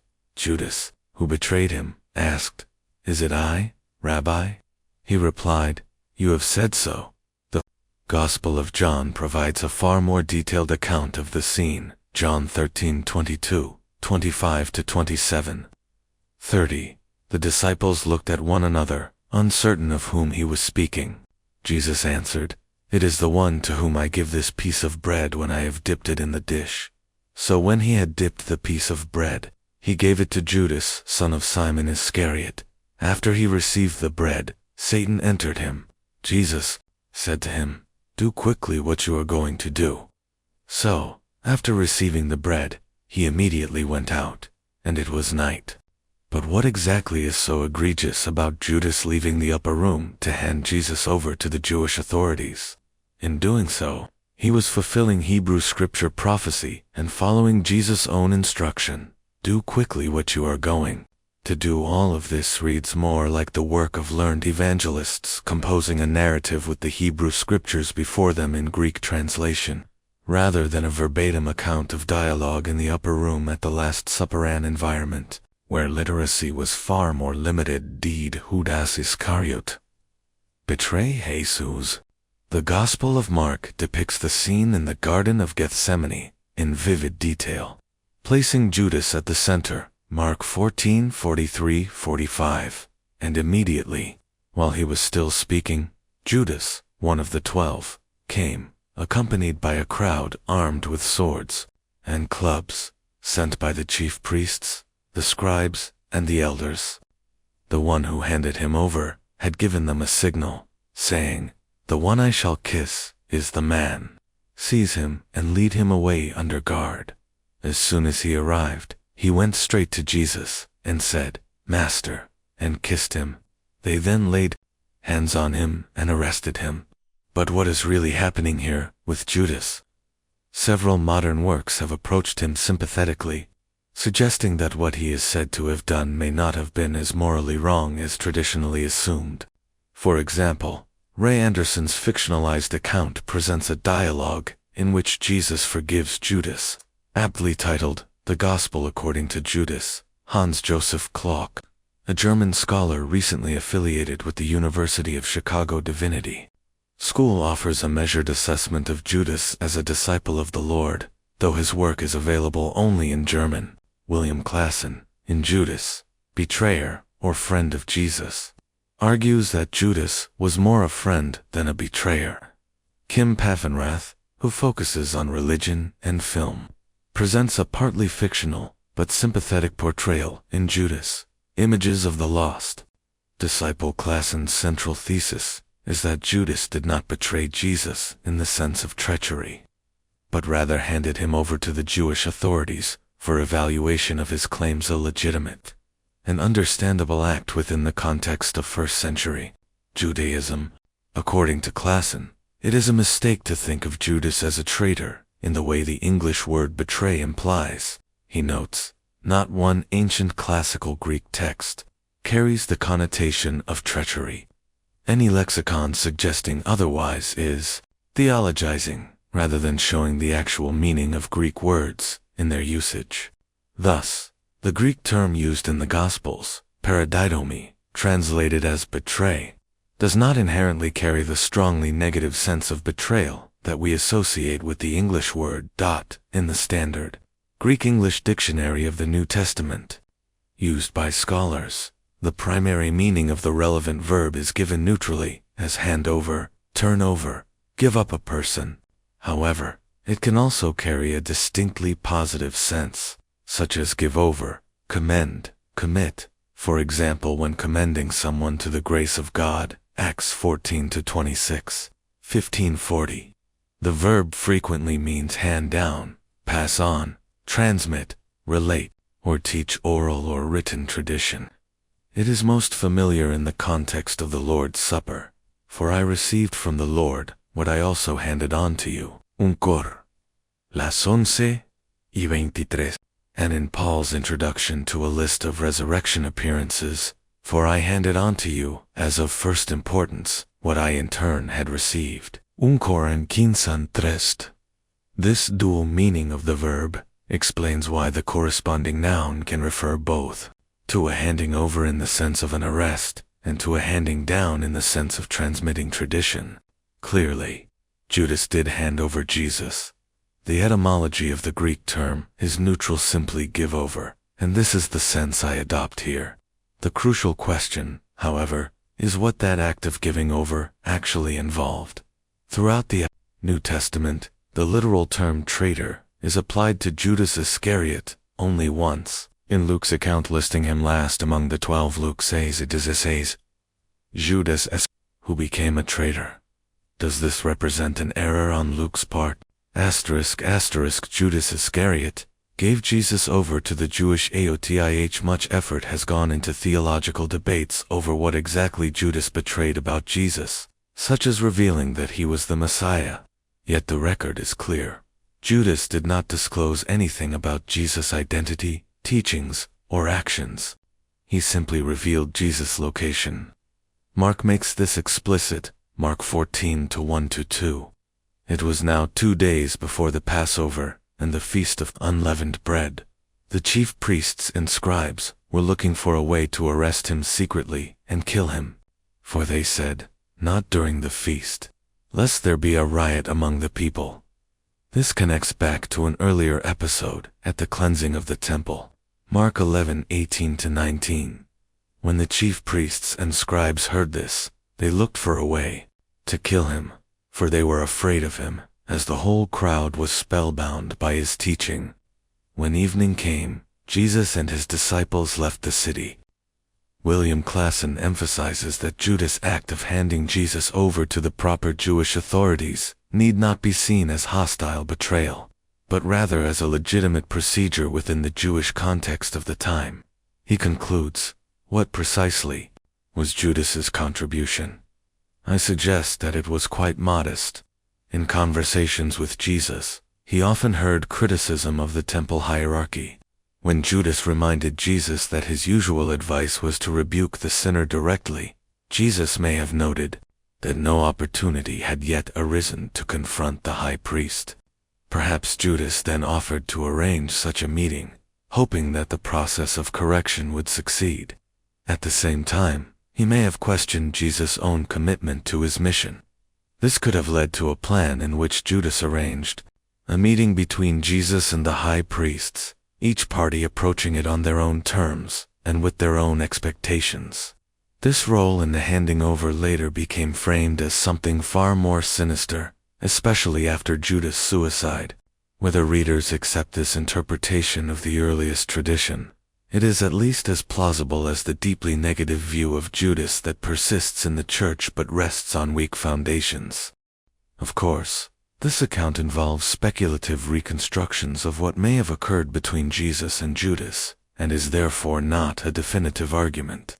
Yet it highlights an alternative to the standard narrative portraying Judas as radically disloyal. It also illustrates how the Gospel of Judas could, without excessive imagination, depict Judas as a heroic figure in the story. The suicide of Judas, while the Gospel of Mark mentions nothing more about Judas's fate beyond Jesus pronouncing a woe on the one who hands him over, Mark 14:21. Matthew provides a more detailed account of Judas' remorse and suicide. Matt 27:3-10. When Judas, the one who handed him over, saw that Jesus was condemned, he regretted his action and returned the 30 pieces of silver to the chief priests and elders. He said, "I have sinned by handing over innocent blood." But they replied, "What is that to us? See to it yourself." Throwing the silver into the temple, he departed and went away to hang himself. The chief priests, taking the silver, said, "It is not lawful to put this into the treasury, since it is blood money." After consulting, they used it to buy the potter's field as a burial place for foreigners. That field has therefore been called the field of blood to this day. This fulfilled what was spoken through the prophet. They took the 30 pieces of silver, the price of the one valued by the people of Israel, and gave them for the potter's field, as the Lord commanded me. Rather than this episode being a precise fulfillment of an Old Testament prophecy, it is more likely that the narrative detail arose from the prophecy itself. The Hebrew Scriptures were considered a reliable source for events fulfilled by Jesus. For instance, Zechariah 11:12-13 recounts, "Then I said to them, if it seems right to you, give me my wages, but if not, keep them." So they weighed out 30 shekels of silver as my wages. The Lord said to me, "Throw it into the treasury, the lordly price at which I was valued by them." So I took the 30 shekels of silver and threw them into the treasury in the house of the Lord. Similarly, the detail that those who crucified Jesus divided his clothes among themselves, casting lots to decide what each should take, Mark 15-25, comes from Psalm 22:18. They divided my clothes among themselves, and for my clothing they cast lots. Such elements of the crucifixion story likely do not stem from eyewitness testimony. It is only in modern times that historians have developed methods capable of questioning the factual accuracy of details, drawn solely from Old Testament quotations. Luke also reports that Judas took his own life, offering an account that differs slightly from Matthew's, Acts 1:15-19. In those days, Peter stood up among the believers, about 120 in total, and said, "Friends, the scripture had to be fulfilled, which the Holy Spirit, through David, foretold concerning Judas, who became a guide for those who arrested Jesus, for he was counted among us and shared in this ministry. Now this man acquired a field with the reward of his wickedness, and falling headlong, he burst open in the middle, and all his intestines spilled out. This became known to all the residents of Jerusalem, so that the field was called in their language Hakeldama, that is, field of blood." These two accounts of Judas' death appear to confirm that he did indeed commit suicide, although the details differ. In Matthew, he hangs himself, while in Acts he falls forward and is fatally ruptured. Both narratives link the suicide to the field of blood purchased with the 30 pieces of silver. In Matthew, the field is bought by the Jewish authorities using the silver Judas returned to them, whereas in Acts, Judas himself acquires the field, which becomes the site of his death. Since the specifics are mutually exclusive, it is unlikely that one account is copying the other. Rather, both traditions seem to stem from a common source, agreeing on the core facts. Judas committed suicide, and the term field of blood is connected to his death. The rehabilitation of Judas Iscariot few figures in history carry a reputation. As notoriously bad as Judas Iscariot, simply sneering Judas, or mentioning 30 pieces of silver or Judas' kiss is enough to convey betrayal, even without further explanation. Even those who have never read the Gospels understand the reference. It is akin to calling someone a Benedict Arnold to denote a traitor, without needing to recount the details of his betrayal of the American colonies to the British. Perhaps it is time to reconsider Judas Iscariot's image. The evangelists often portray the 12 as somewhat oblivious to Jesus' mission. Yet they have become celebrated figures who lend credibility to the Gospels of Matthew and John. Peter, for instance, once rebuked Jesus when he foretold his passion, yet his reputation has shifted from Satan to the Rock. Jesus' family initially tried to restrain him early in his ministry, but now Mary is venerated as having been assumed into heaven, and believers pray, "Hail, Mary, Mother of God." In short, the questionable characters in the story have been canonized except for Judas. Has his moment for reconsideration not arrived? I have drawn extensively from the thoughtful work of Mennonite theologian William Klassen, who persuasively argues that translations such as betray, betrayal, and traitor misrepresent the meaning of the Greek term. It actually conveys a neutral sense of give over, hand over, or turn in. This neutral interpretation aligns with the narrative itself. Jesus repeatedly informs the 12, in great detail, that he must go to Jerusalem to die, and reproaches Peter for resisting this truth. These events are prophesied in the Hebrew Scriptures, and thus represent God's will, which Jesus must fulfill. Judas fulfills a crucial role in this divine plan, and surely he understands it. He is even mentioned in prophecy. John 13:18, "The one who ate my bread has lifted his heel against me." PS 4, 1 y 10. He is simply following Jesus' instructions. Do quickly what you are going to do. John 13:27. What is inherently wrong with that?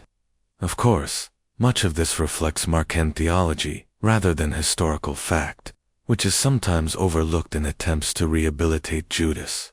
Even Mark, while situating Judas within the plan of salvation, still pronounces woe on him. Mark 14:21.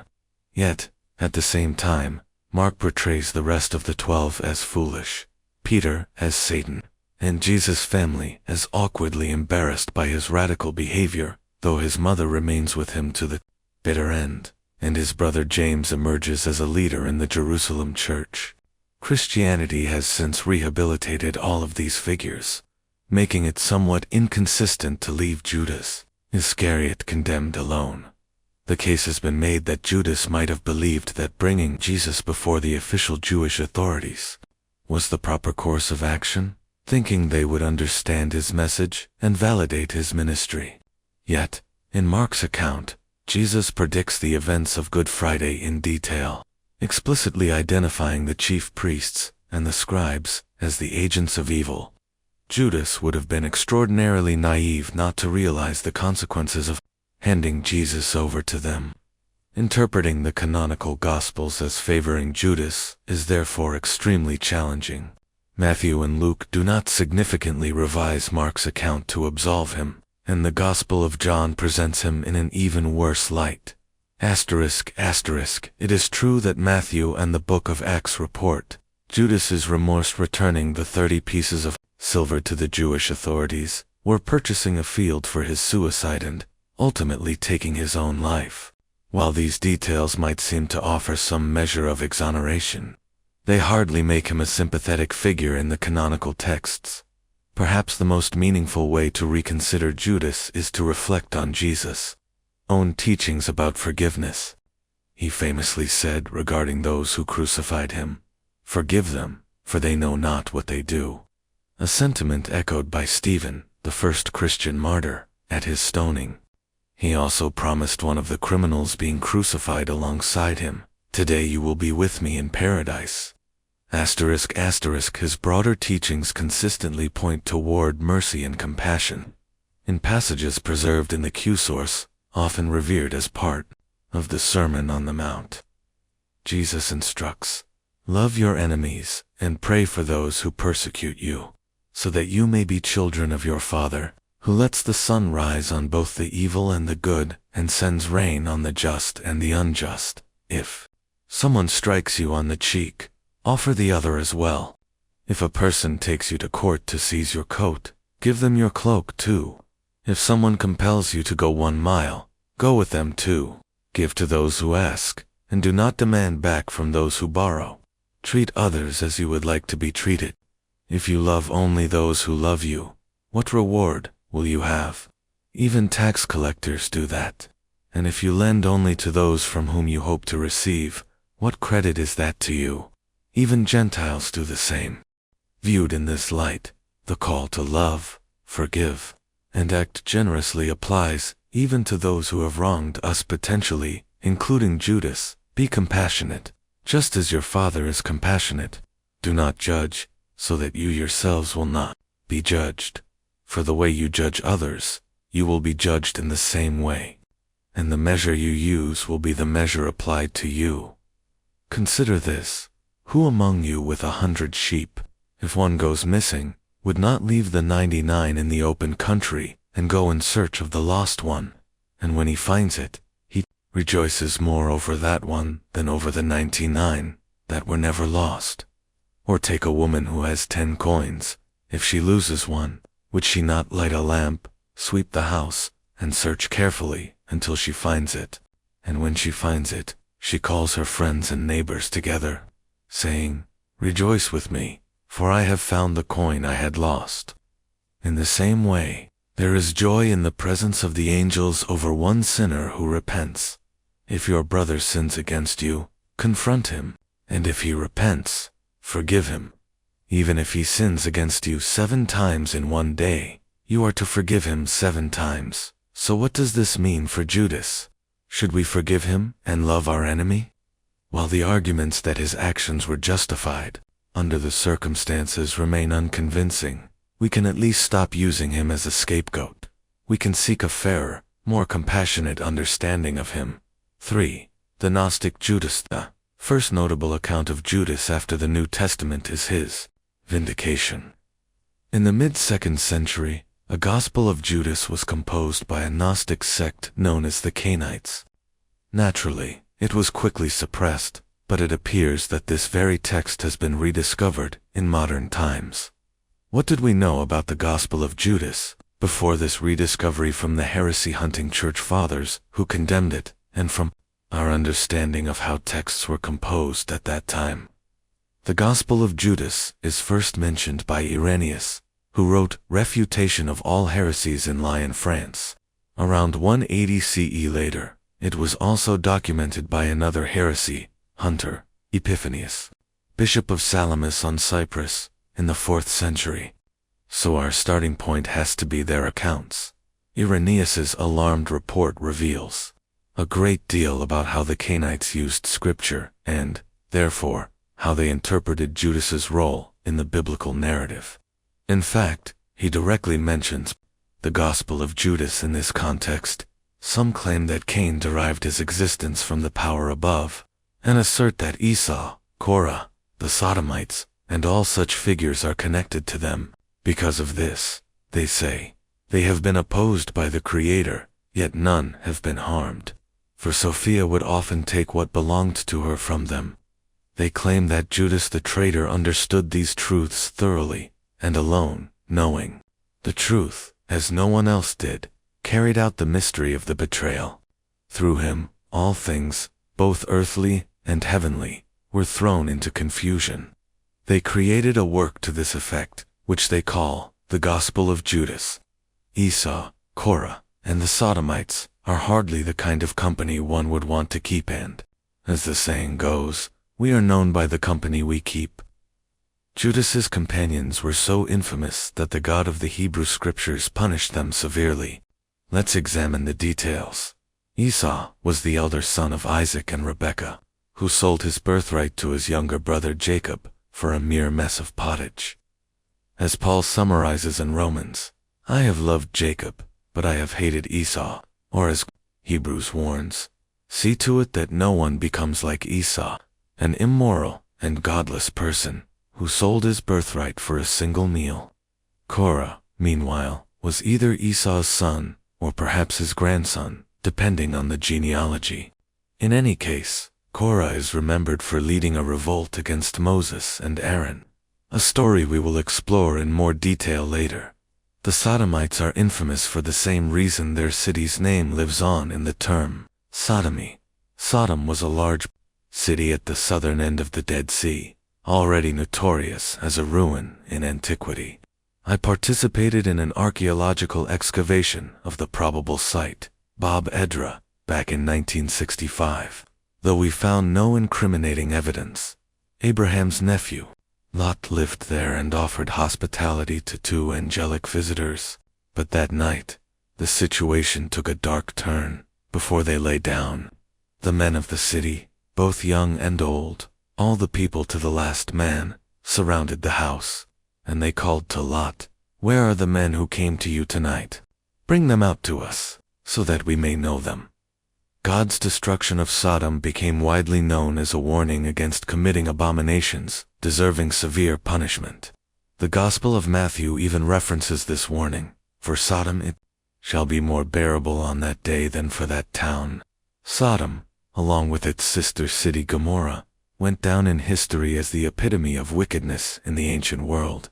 Their legendary punishment is echoed by Isaiah, and as Isaiah predicted, if the Lord of hosts had not left survivors to us, we would have fared like Sodom and been made like Gomorrah. Their condemnation became even more explicit in the post-apostolic era. Likewise, Sodom and Gomorrah, and the surrounding cities, which indulged in sexual immorality and pursued unnatural desires, serve as an example by undergoing a punishment of eternal fire, in what is likely the last book of the New Testament to be written, as late as the 2nd century. Their depravity is described in even greater detail, for, if God did not spare the angels when they sinned, but cast them into hell and committed them to chains of deepest darkness to be kept until the judgment, and if by reducing the cities of Sodom and Gomorrah to ashes, he condemned them to destruction, and made them an example of what is coming to the ungodly, then the Lord knows how to rescue the godly from trial, and to keep the unrighteous under punishment until the day of judgment, especially those who indulge their flesh in depraved lust, and who despise authority. This is the Sodom that Irenaeus associates with Cain. 2 centuries later, Epiphanius also cites and refutes the Gnostic sect responsible for producing the Gospel of Judas, and others say, no, Judas betrayed him out of goodness, because of heavenly knowledge. For the evil archons knew that the weaker power would be drained if Christ were handed over to crucifixion. And when Judas discovered this, he was anxious, and did all he could to betray him, performing a good work for our salvation. We must therefore commend him and give him credit, since the salvation of the cross was achieved through him, along with the revelation that resulted from that event.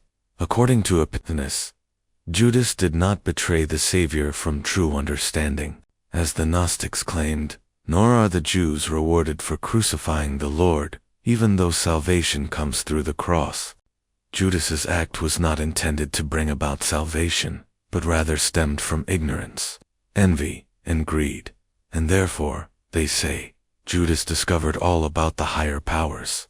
The Gnostics claimed him as one of their own, portraying him as particularly knowledgeable and even attributing a short work to him. The Gospel of Judas. Epiphanius emphasizes the familiar Gnostic dualism. This world is evil. The heavenly realm is good, and Judas may have viewed Christ's death in the flesh as necessary to release his divine nature, while Epiphanius condemns any notion of Judas acting out of knowledge or virtue. He acknowledges that some considered Judas knowledgeable, credited him with facilitating Christ's salvific act, and even attributed a gospel to him. What scholars already know about the Gospel of Judas. There exists a standard scholarly reference on the Gospels that were not included in the New Testament canon. It presents, in a very academic manner, yet with clarity and thoroughness, all that is currently known about the Cainites and their Gospel of Judas. Allow me to summarize this work. with due acknowledgement of its pedantic style. Attestation. The oldest and most important source is Irenaeus, who reports that certain Gnostic sects possessed, alongside other writings of their own, a gospel attributed to Judas, the traitor Judy of Angelium. These sects are elsewhere identified as the Cainites and are classified among the Gnostics by Epiphanius, along with the Nicolaitans, Aphites, Sethians, and Carpocratians. The existence and title of this document are also confirmed by Epiphanius' content. It would be premature to attribute to the Gospel of Judas a quotation preserved by Epiphanius from a Cainite work, such as his reference to angels who blinded Moses or hid the people around Korah, Dathan, and Abiram. Even less certain is the attribution to this Gospel of a formula cited by Irenaeus and Epiphanius, associated with the sexual ritual the sect practiced in pursuit of perfect gnosis. Dating.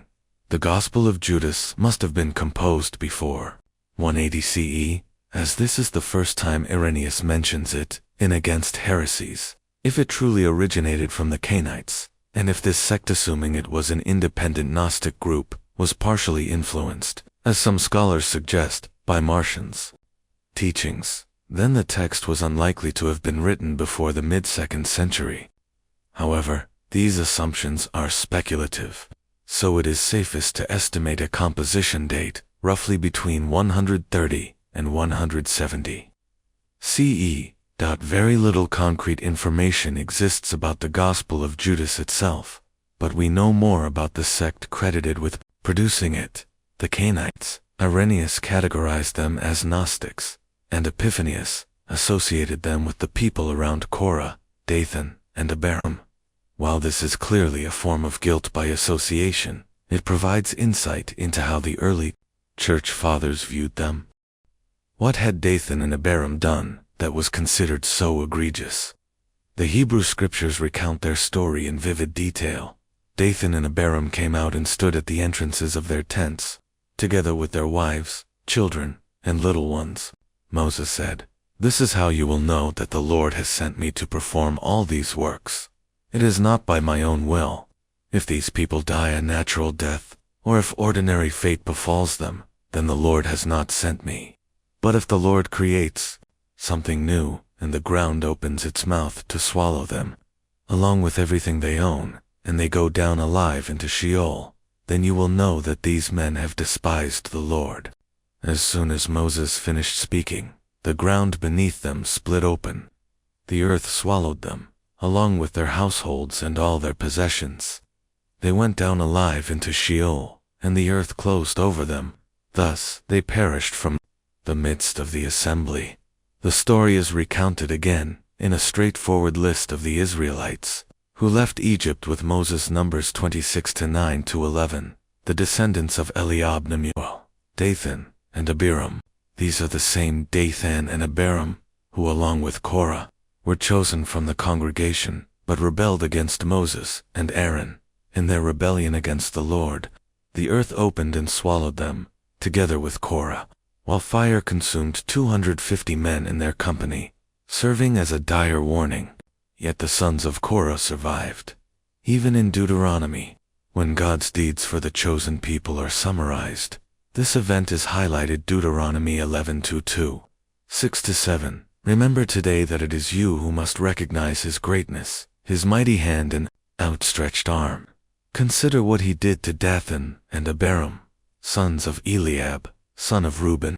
In the midst of all Israel, the earth opened its mouth and swallowed them, along with their households, their tents, and every living being with them. A psalm reflects on these events as well. Psalm 116, 16-18. Our ancestors in Egypt failed to recognize your marvelous works. They forgot the abundance of your steadfast love and rebelled against the Most High at the Red Sea. They were jealous of Moses in the camp and of Aaron, the Holy One of the Lord. The earth opened and swallowed Dathan, covering Abiram's faction, while fire consumed the wicked in their company. What made these individuals so terrible was their attempt to claim the priestly role of Aaron's family in the tabernacle. Terrible. Perhaps modern readers are shocked that God would allow 250 Israelites to go down alive into Sheol, along with their wives, children, and little ones.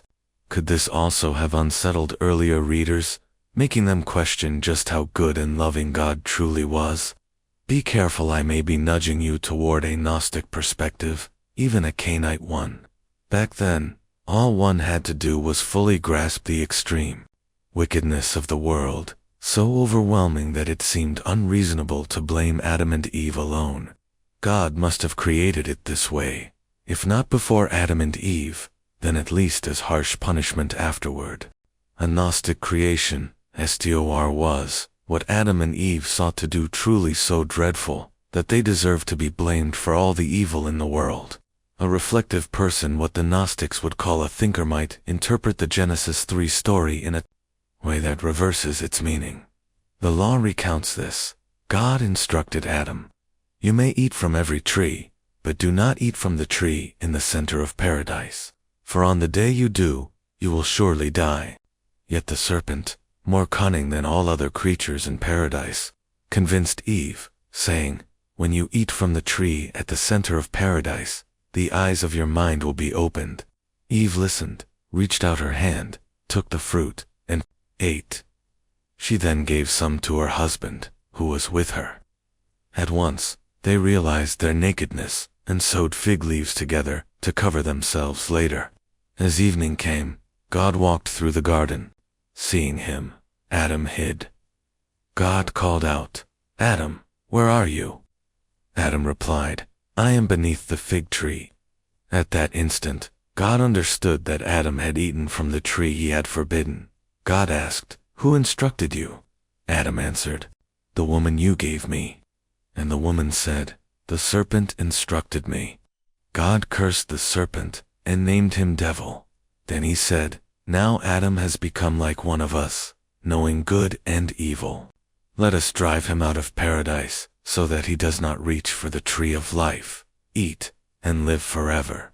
But what kind of God behaves in this way? First, he resented Adam for eating from the tree of knowledge. Then he asked, "Adam, where are you?" as though he had no foreknowledge. If he were truly all-knowing, would he not have known already? He revealed himself instead as a spiteful and envious being. What sort of God is this? How blind are those who read such words and fail to recognize the truth. For this God even declares, "I am a jealous God. I will punish the sins of the fathers upon their children for 3 or 4 generations. He also says, "I will harden their hearts and darken their minds so they cannot understand or grasp what is spoken."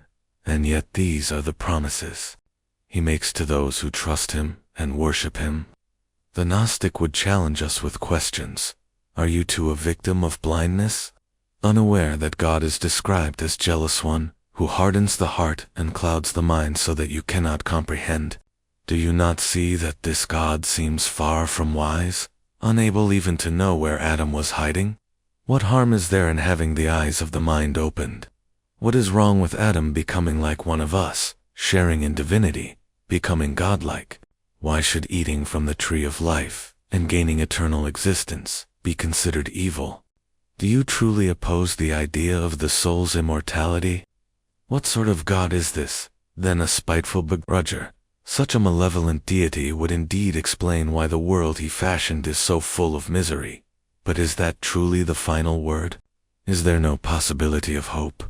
Perhaps beyond the heavens, since the same hostile God who created the earth also formed the heavens, there exists something higher still. Might there be a truly good, kind, and loving God, unknown to the Hebrew Scriptures, a hidden God? Yet this hidden God has revealed himself at rare moments to those who resisted the evil deity. Though such people were punished by him and given a terrible reputation in the very Scriptures dictated by that false God. The maligned Cain, who in the Scriptures carries a worse reputation than Cain. Consider the account. Genesis 4:15. The man knew his wife Eve, and she conceived and gave birth to Cain, saying, "I have brought forth a man with the help of the Lord." Later, she bore his brother Abel. Abel became a shepherd, while Cain worked the soil. In the course of time, Cain presented to the Lord an offering from the produce of the land, and Abel brought the firstborn of his flock, along with their fat portions. The Lord looked with favor on Abel and his offering, but he had no regard for Cain and what he brought. Cain grew furious, and his face fell. Then the Lord said to Cain, "Why are you angry, and why has your face fallen? If you act rightly, will you not be accepted? But if you do not act rightly, sin is crouching at the door. It longs for you, but you must rule over it." Cain spoke to his brother Abel, "Let us go out into the field." While they were in the field, Cain attacked his brother Abel and killed him. The Lord said to Cain, "Where is your brother Abel?" Cain replied, "I don't know. Am I my brother's keeper?" Then the Lord said, "What have you done? Your brother's blood cries out to me from the ground. Now you are cursed from the very soil that has opened its mouth to receive your brother's blood from your hand. When you work the land, it will no longer yield its strength to you. You will become a restless wanderer on the earth." Cain answered the Lord, "My punishment is greater than I can bear. Today you have driven me away from the land, and I will be hidden from your presence. I will be a fugitive and a wanderer on the earth, and anyone who finds me may kill me." But the Lord said to him, "Not so. Whoever kills Cain will suffer vengeance sevenfold." And the Lord placed a mark on Cain, so that no one who encountered him would take his life. What kind of God is this one, who, from the very beginning, refuses the farmer's offering, even though it was the best that Cain, as a farmer, could present? Cain may have reacted harshly, but did not God also respond excessively, condemning him to be a wanderer and fugitive on the earth, stripped of his livelihood as a tiller of the soil? And would you want to spend your life carrying the mark of Cain, whatever that mark might have been? Cain, punished far too severely by a wrathful God, becomes a forerunner of Korah, Dathan, and Abiram, who met a dreadful fate, along with their families, simply because they desired a greater role in the worship of God at the temple. They received the stigma, while their adversaries, Moses and his brother Aaron, kept their authority. But is that truly the end of the story? The Cainites might have drawn hope from the fact that the sons of Korah did not die. The Gnostics might have declared, "We are the ones within sight, who refuse blind obedience, who pierce through the illusion. We have been awakened by a hidden God, dwelling far above, untouched by the broken system that oppresses the world. This hidden God liberates us, he does not enslave us." And if you look not only at the Hebrew scriptures with such an understanding but also at the Christian scriptures, whom do you find as the vilified figure, condemned for doing the only just act, ensuring that prophecy was fulfilled, God's will accomplished, Jesus obeyed, and humanity redeemed? Surely, it is Judas. Perhaps the Gospels of Matthew, Mark, Luke, and John ought to be replaced by the Gospel of Judas. We shall see. How to make a papyrus bo. Okay, we know that the Gospel of Judas comes from an early papyrus codex. In this respect, the Nag Hammadi codices are very similar. Both discoveries, found in Middle and Upper Egypt, consist of 3rd and 4th century papyrus codices containing Coptic translations of Gnostic writings, originally composed in Greek. Having worked for many years restoring and publishing the Nag Hammadi codices for UNESCO, I am quite familiar with the kind of book in which the Gospel of Judas is preserved. So let me explain how papyrus books were made in antiquity, both the original 2nd century Greek version of the Gospel of Judas and the 3rd or 4th century Coptic copy that has now appeared. Papyrus was a plant that once grew abundantly in the shallow waters of the Nile. It produced tall stalks that were cut and peeled, and the inner pith was sliced into thin strips. These strips were placed vertically, side by side on a flat surface, and then another layer of strips was laid across them horizontally. The 2 layers were pressed, even pounded, so that the plant's own juices acted as glue, binding them into a smooth writing surface. A single sheet could reach up to 6 feet in length, based on measurements I made while conserving the Nag Hammadi codices. At the end of such a sheet, another could be attached with an overlap of about half an inch. In this way, additional pieces could be joined together to create a writing surface of any desired length. *** Scribes wrote on the side with horizontal fibers. Since writing along the fibers was smoother than moving against them, text was arranged in columns, roughly the width of those in a modern book, with about an inch of space left between each. This process continued for as long as the work required. Once complete, the long papyrus sheet was rolled up, with the written surface facing inward for protection and, thus, a papyrus scroll was formed. A rolled-up scroll was not easy to identify, especially when several were stored side by side. To solve this, scribes would write a short identifying phrase on the outside, at the end visible when the scroll was rolled. This was written at a right angle to the interior text, so that the writing still followed the direction of the fibers. On the outside they ran opposite to those on the inside. From this practice comes what we now think of as a book title. It was not usually chosen by the author of the text, but more likely by the copyist, or by whoever needed to tell one scroll apart from another. The original writer would typically signal the subject of the work within the text itself, either at the beginning, the end, or both. Often this wording was what later scribes summarized on the outside label of the scroll. Papyrus scrolls had been in use for thousands of years by the time Christianity emerged. Yet technology continued to evolve, and scrolls were undeniably cumbersome. Each time one wanted to store or resume reading, the scroll had to be laboriously rolled and unrolled. The process was not only inconvenient, but also put wear on the papyrus, even though the material itself was fairly durable.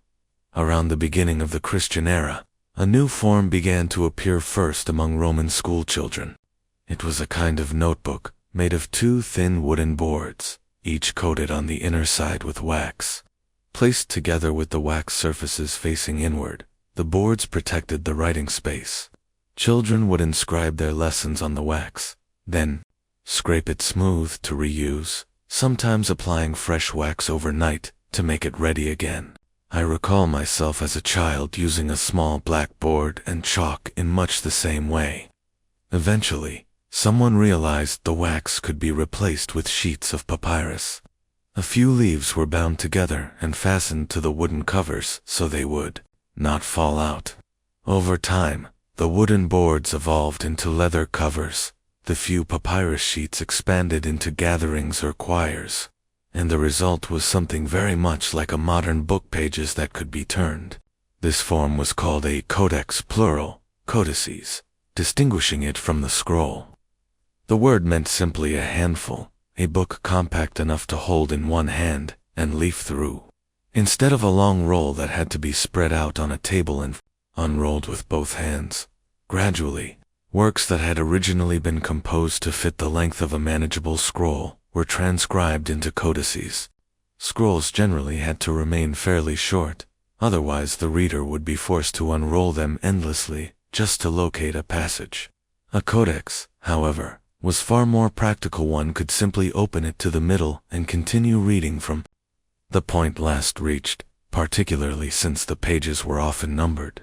This also made it possible to copy several scrolls into a single codex. That is why the many books of the Bible could be brought together into one volume.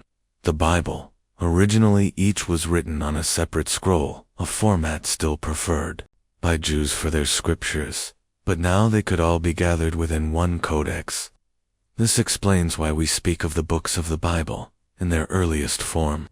Each was a complete book, though by modern standards their length corresponds more closely to chapters or, as in the Nag Hammadi codices, tractates. The same applies to the recently discovered copy of the Gospel of Judas, which early reports suggest was preserved in a codex, alongside at least 2 other writings that also appear in parallel copies within the Nag Hammadi codices. It is worth remembering that Epiphanius described it as a short work. The identifying phrase once written on the outside of a scroll to indicate its contents was carried over into the codex format. When several books or tractates were copied into a single codex, some way of distinguishing them was required. That identifying phrase was therefore copied either at the beginning or at the end, sometimes both of the text, often framed by blank space and decorative hatch marks, serving as a superscript or subscript title. You can see an example of these hatch marks in the photograph opposite the first page of the preface of this book. They appear at the end of the final line of the Gospel of Judas, as well as in the otherwise blank space between the close of the text and the subscript title, Gospels and their authors, because the individual who composed a work was usually not the same person who wrote the label on the outside of a scroll, or the title placed at the beginning or end of a tractate in a codex. A small discrepancy often exists between the content of the tractate itself and its later attached title. This is true even of the 4 Gospels in the New Testament. Their titles identify them as the Gospels according to Matthew, Mark, Luke, and John. Yet the texts themselves are anonymous. In John 21-24, the reader is told that the beloved disciple authored the tractate, which is why the tradition insists John wrote it till one realizes that the beloved disciple is never explicitly named as John. In fact, the Gospel of John never mentions John at all. There are possible reasons why a particular gospel came to be associated with a specific apostle. For instance, the story of Levi, the tax collector's calling in Mark 2:13-17 appears in Matthew 9:09-13 as the calling of Matthew the tax collector. Thus, in Matthew's list of the 12, the apostle Matthew Mark 3:18 becomes Matthew, the tax collector Matt 10:3. Such details may have been inserted as a clue by the author of the gospel, regardless of whether the writer was actually Levi, Matthew. In any case, this was apparently taken as enough justification to attribute the gospel to Matthew. But nowhere in this gospel lore, in any of the others, does the name of the evangelist appear as the author. Instead, it seems that the name of an apostle with whom a Christian community identified was attached to the gospel that the community regarded as its own authoritative text. By then, the actual writer of the work was generally unknown. The same holds true for the word gospel itself, which we automatically link with the 4 canonical gospels. The term, of course, literally means good news. Paul contrasts his own proclamation of good news with the false versions spread by his opponents, which he says must not be trusted even if delivered by angels gala nunon seis menos dias. Yet Paul is not referring to a written book titled Gospel, whether by himself or others. In Paul's day, no Gospels in book form had yet been composed. Mark's Gospel opens with the word gospel in its very first verse. Yet, he is not labeling his work as a gospel, but rather stating that he is setting down the good news. Thus, in Mark 1:1, the traditional translation of gospel up through the Revised Standard Version is somewhat inaccurate, or at least misleading, the beginning of the gospel of Jesus Christ. The New Revised Standard Version renders it more appropriately as the beginning of the good news of Jesus Christ. What Mark's first verse conveys is that his entire book represents the beginning of the good news proclaimed by Christianity. It was likely this use of the term in the earliest gospel that later prompted copyists to attach the word gospel as the title of each. In other words, the designation gospel arose from the copyists, not from the evangelists themselves. When we turn to the openings of the other gospels, we see that they describe their work with different terms, suggesting they were not yet conceiving of gospel as the title of a distinct literary form. Matthew begins, Matt 1:1, the book of the genealogy of Jesus Christ. Luke explains that his writing is based on the accounts of those who compiled a narrative, Luke 1:1, and on the testimony of eyewitnesses and servants of the word, Luke 1:1. At the beginning of Acts, Luke refers to his earlier work, what we now call the Gospel of Luke, as the first book, literally, the first word, which in their idiom simply meant volume 1, not a gospel. The Gospel of John begins its prologue with, "In the beginning was the Word," John 1:1. In each case, the focus is on the message itself, not on creating a new literary genre called gospel. Nonetheless, the term gospel eventually became attached to these four works, and as they advanced toward recognition as authoritative texts within the New Testament, the same title could easily be applied to other writings in order to claim comparable authority. Yet when one examines the content of such non-canonical gospels, it is evident that their original authors did not themselves call them gospels. This point can be demonstrated by the four gospels found outside the New Testament within the Nag Hammadi Codice. The most famous of these is the Gospel of Thomas. It survives almost entirely intact in a 4th century Coptic papyrus Codex Nag Hammadi, Codex Duat, Tractate 2, along with 3 very fragmentary Greek remains from the 3rd century Oxyrhynch, Papyri 1, 654, and 655. Commenting on it, in his essay Judas the Hero, Ralph Ferner rightly observes, "This dialogue of Jesus with Thomas is regarded today as highly significant for the history of religion.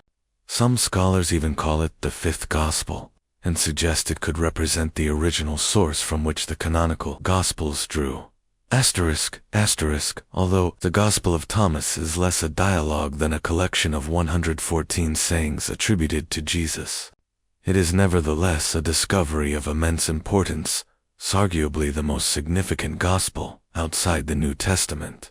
Some of its readings may even predate their counterparts in the canonical Gospels, thus standing closer to the words of Jesus himself. I have, in fact, argued precisely this. For instance, saying 36 preserves what appears to be an earlier version than that found in the New Testament.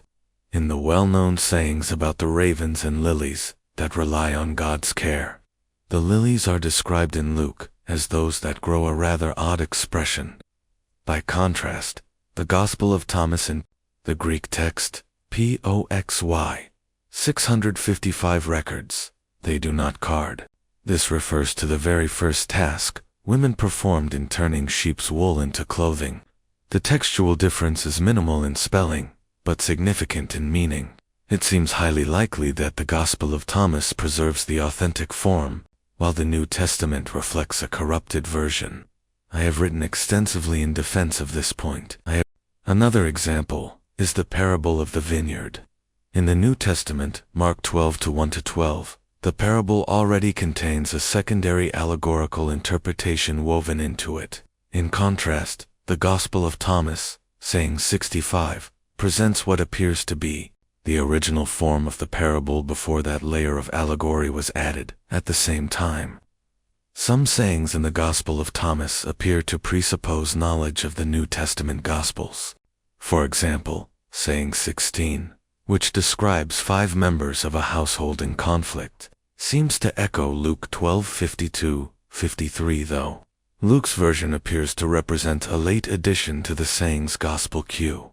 The general scholarly consensus, therefore, is that the Gospel of Thomas preserves certain material older than the canonical Gospels, alongside other material that is clearly later. The notion of calling the Gospel of Thomas the 5th Gospel, which Effner praises with clear approval, was actually the title of a book I edited. The idea was not originally mine, but the volume included a fresh translation of the text, along with an essay I wrote on the 50th anniversary of its discovery. Still, it is unlikely that the original author or compiler of these 114 sayings, attributed to Jesus, would have given the tractate that title. Another example Fern mentions among non-canonical Gospels is the Gospel of Mary Magdalene. This 2nd century apocryphal gospel is of great importance and has become influential within the modern feminist movement. Written in the form of a typical Gnostic dialogue, it contains references to preaching the gospel of the kingdom, along with the words of Jesus and a visionary account. Whether the title Gospel of Mary originated with the author or was later assigned remains uncertain. I was, in fact, the first to publish an English version of this work in the Nag Hammadi Library in English. Although the Gospel of Mary is not part of the Nag Hammadi codices, it was preserved in a similar Gnostic collection. Papyrus Berlinensis, 8502. Since it had long been available in German, but not yet in English, I felt it appropriate to include it alongside the Nag Hammadi texts. I mention these details not to highlight my own contributions, but to clarify that my critique of Effner is not rooted in a conservative preference for the canonical Gospels while dismissing the non-canonical ones. On the contrary, my concern is the opposite. The serious study of non-canonical Gospels should not be undermined by those who handle this material in ways that lack scholarly rigor. As FNR does, we call it the Gospel of Thomas because its subscript title reads the Gospel according to Thomas. Yet, unlike the canonical Gospels that recount the story of Jesus' life and deeds, this text is exclusively a collection of sayings. This distinction has led scholars to classify the canonical works like Matthew, Mark, Luke, and John as narrative Gospels, while texts such as Q and the Gospel of Thomas are identified as sayings, Gospels. The Gospel of Thomas is made up of 114 sayings attributed to Jesus, each introduced with the formulaic phrase, Jesus said. Interestingly, the word gospel never appears in the text itself. Instead, the work consistently refers to the sayings or words of Jesus. In both Coptic and Greek, the same term can be translated as either saying or word. The difference is a matter of translation choice. For instance, when the term appears at the beginning of Luke and John, it is rendered as word. Saying 19 in the Gospel of Thomas states, "If you become my disciples and listen to my sayings, these stones will serve you." Saying 38 declares, "Many times you have longed to hear these sayings that I am speaking to you, and there is no one else from whom you can hear them."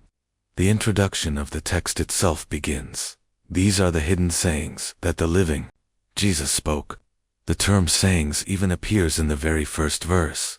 Whoever discovers the interpretation of these sayings will not taste death. This makes it evident that the compiler or author of this text regarded it as a collection of Jesus' sayings, not as a gospel in the narrative sense. The saying most clearly linked to the title, the Gospel of Thomas, is saying 13. Jesus said to his disciples, "Compare me and tell me whom I am like." Simon Peter answered, "You are like a righteous messenger." Matthew said, "You are like a wise philosopher." Thomas replied, "Teacher, my mouth cannot express whom you are like." Jesus said, "I am not your teacher. You have drunk from the spring I have offered, and you have become intoxicated." He then took Thomas aside and revealed 3 sayings to him. When Thomas returned, the other disciples asked, "What did Jesus say to you?" Thomas answered, "If I tell you even one of the sayings he spoke to me, you will pick up stones to throw at me, and fire will come out of the stones and consume you." Because of this special prominence given to Thomas, the text begins with the words, "These are the hidden sayings that the living Jesus spoke," and Didymus, Judas Thomas, recorded. And the very first saying emphasizes that salvation itself lies in understanding these words. Whoever discovers the meaning of these sayings will not taste death. From all this, it becomes evident that the Gospel of Thomas was not originally intended by its author or compiler to be a gospel. Rather, it was meant to be a collection of sayings. Only later, in an attempt to have it recognized by the Church alongside the emerging canonical Gospels of the New Testament, was this collection of Jesus' sayings given the title of a gospel. A similar case is found with another Nag Hammadi tractate, the Gospel of Philip. This text also does not recount the life and deeds of Jesus, as one would expect from something called a gospel, modeled after the New Testament Gospels. Instead, it deals with other concerns, occasionally mentioning a saying or action of Jesus. Interestingly, the word gospel never appears within the work itself. The reason the text came to be attributed to Philip seems to rest on a single passage ascribed to him. Philip the apostle said, Joseph the carpenter planted a garden because he needed wood for his trade. When he planted, he made the cross. His offspring was Jesus, and the planting was the cross. Usually, a Nag Hammadi tractate includes a title clearly separated from the body of the text, either at the beginning or the end, sometimes both. Framed by blank papyrus and often decorated with marks, as previously described. In this case, however, the title "The Gospel According to Philip" is crammed into the final line of the text itself. This strongly suggests that it was not the original title, chosen by the unknown author, but rather something added afterward by the scribe who copied this work into Nag Hammadi Codex II. The situation is much the same with the Gospel of the Egyptians. The actual text begins with, "The Holy Book of the Egyptians, about the Great Invisible Spirit." It ends with a subscript title that reads, "The Holy Book of the Great Invisible Spirit. Amen."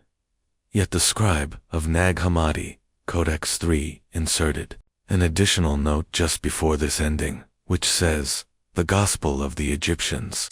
The God-written, holy, secret book, grace, understanding, perception, and wisdom, be with the one who has written it. Eugnostos, beloved in the spirit and the flesh, my name is Gunga Sozand, with my fellow lights in incorruptibility, Jesus Christ, Son of God, Savior, Ichthus. God-written is the holy book of the great invisible spirit. Amen." Codex III was the first of the Nag Hammadi codices to arrive at the Coptic Museum in Cairo. Curators were eager to display page 69, where the title "The Gospel of the Egyptians" was clearly visible. As a result, this later added designation became permanently associated with the tractate. However, the original author never intended it to be a gospel, and its content bears no connection to the stories or sayings of Jesus. Instead, it presents the Gnostic myth of a sect that revered Seth, the third son of Adam and Eve, born after Cain killed Abel and was banished Gen. 425-26. The fourth gospel found in the Nag Hammadi codices is the Gospel of Truth. It became relatively well known because the Jung Institute in Zurich christened the codex containing it as the Jung Codex, in honor of their founder, the psychologist Carl Jung, who believed the Gospel of Truth resonated with his psychological theories. Since the tractate had no original title in the Jung Codex, Nag Hammadi Codex, the name, the Gospel of Truth, was assigned based on its opening line, ****. The Gospel of Truth is joy for those who have received from the Father of Truth the grace of knowing Him. Irenaeus already seems to have made reference to this tractate. He noted that its claim in the opening line to present the true gospel was meant as a critique of the canonical gospels, suggesting that those gospels falsely pretended to be the truth. Thus, the Gospel of Truth was not really a formal title, but rather the author's bold declaration that the message it carried was the genuine gospel, in contrast to the Orthodox texts. From this, one may conclude that the term gospel was not the original designation of either the four canonical gospels or the four Nag Hammadi writings now labeled as gospels, both the group within the church developing into what later became orthodoxy, and the group diverging toward what was deemed heresy, used the title gospel as a way of legitimizing their writings in the midst of ongoing competition. Gospel, by Judas. The Gospel of Judas was composed after the canonical Gospels and around the same period as the Nag Hammadi writings. Like those texts, it seems to have adopted the title Gospel as a way of legitimizing itself in contrast to the canonical Gospels, which had already popularized the term in their own struggle for authority. Clearly, the Gospel of Judas could not have been written by Judas himself. He had been dead for more than a century. Nor is it necessarily what most people would expect a gospel to be, namely, a record of Jesus' stories or sayings. As the Nag Hammadi examples demonstrate, the prestigious title Gospel was often attached to works that we today would never consider gospels, were it not for tradition. Thus, the Gospel of Judas is far more likely to provide insight into 2nd century Gnosticism than into the ministry of Jesus, his sayings, or the events of Holy Week. How, then, has Judas been viewed throughout history, given that the New Testament depicts him handing Jesus over to the Jewish authorities, while the Gospel of Judas appears to offer him some measure of vindication? In the ancient world, dying by one's own hand after the death of one's leader was often seen as an honorable end. Should Judas's suicide after Jesus' crucifixion not be considered such a noble death? Yet it was Augustine who first declared Judas's act of suicide to be a sin. He described it this way: he did not deserve mercy, and that is why no light shone in his heart to make him hurry for pardon from the one he had betrayed.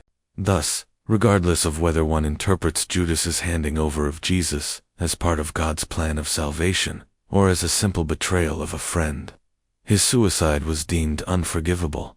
The most compassionate stance early Christian monasticism could offer was the suggestion that Jesus had forgiven Judas, but required him to undergo purification through spiritual exercises in the desert, much like the practices of the monks themselves. In the 7th century, the biblical commentator Theophylact suggested that Judas never anticipated a tragic outcome when he arranged a meeting between Jesus and the Jewish authorities. Overcome with anguish at what followed, Judas took his own life in order to reach Hades before Jesus and plead for salvation there.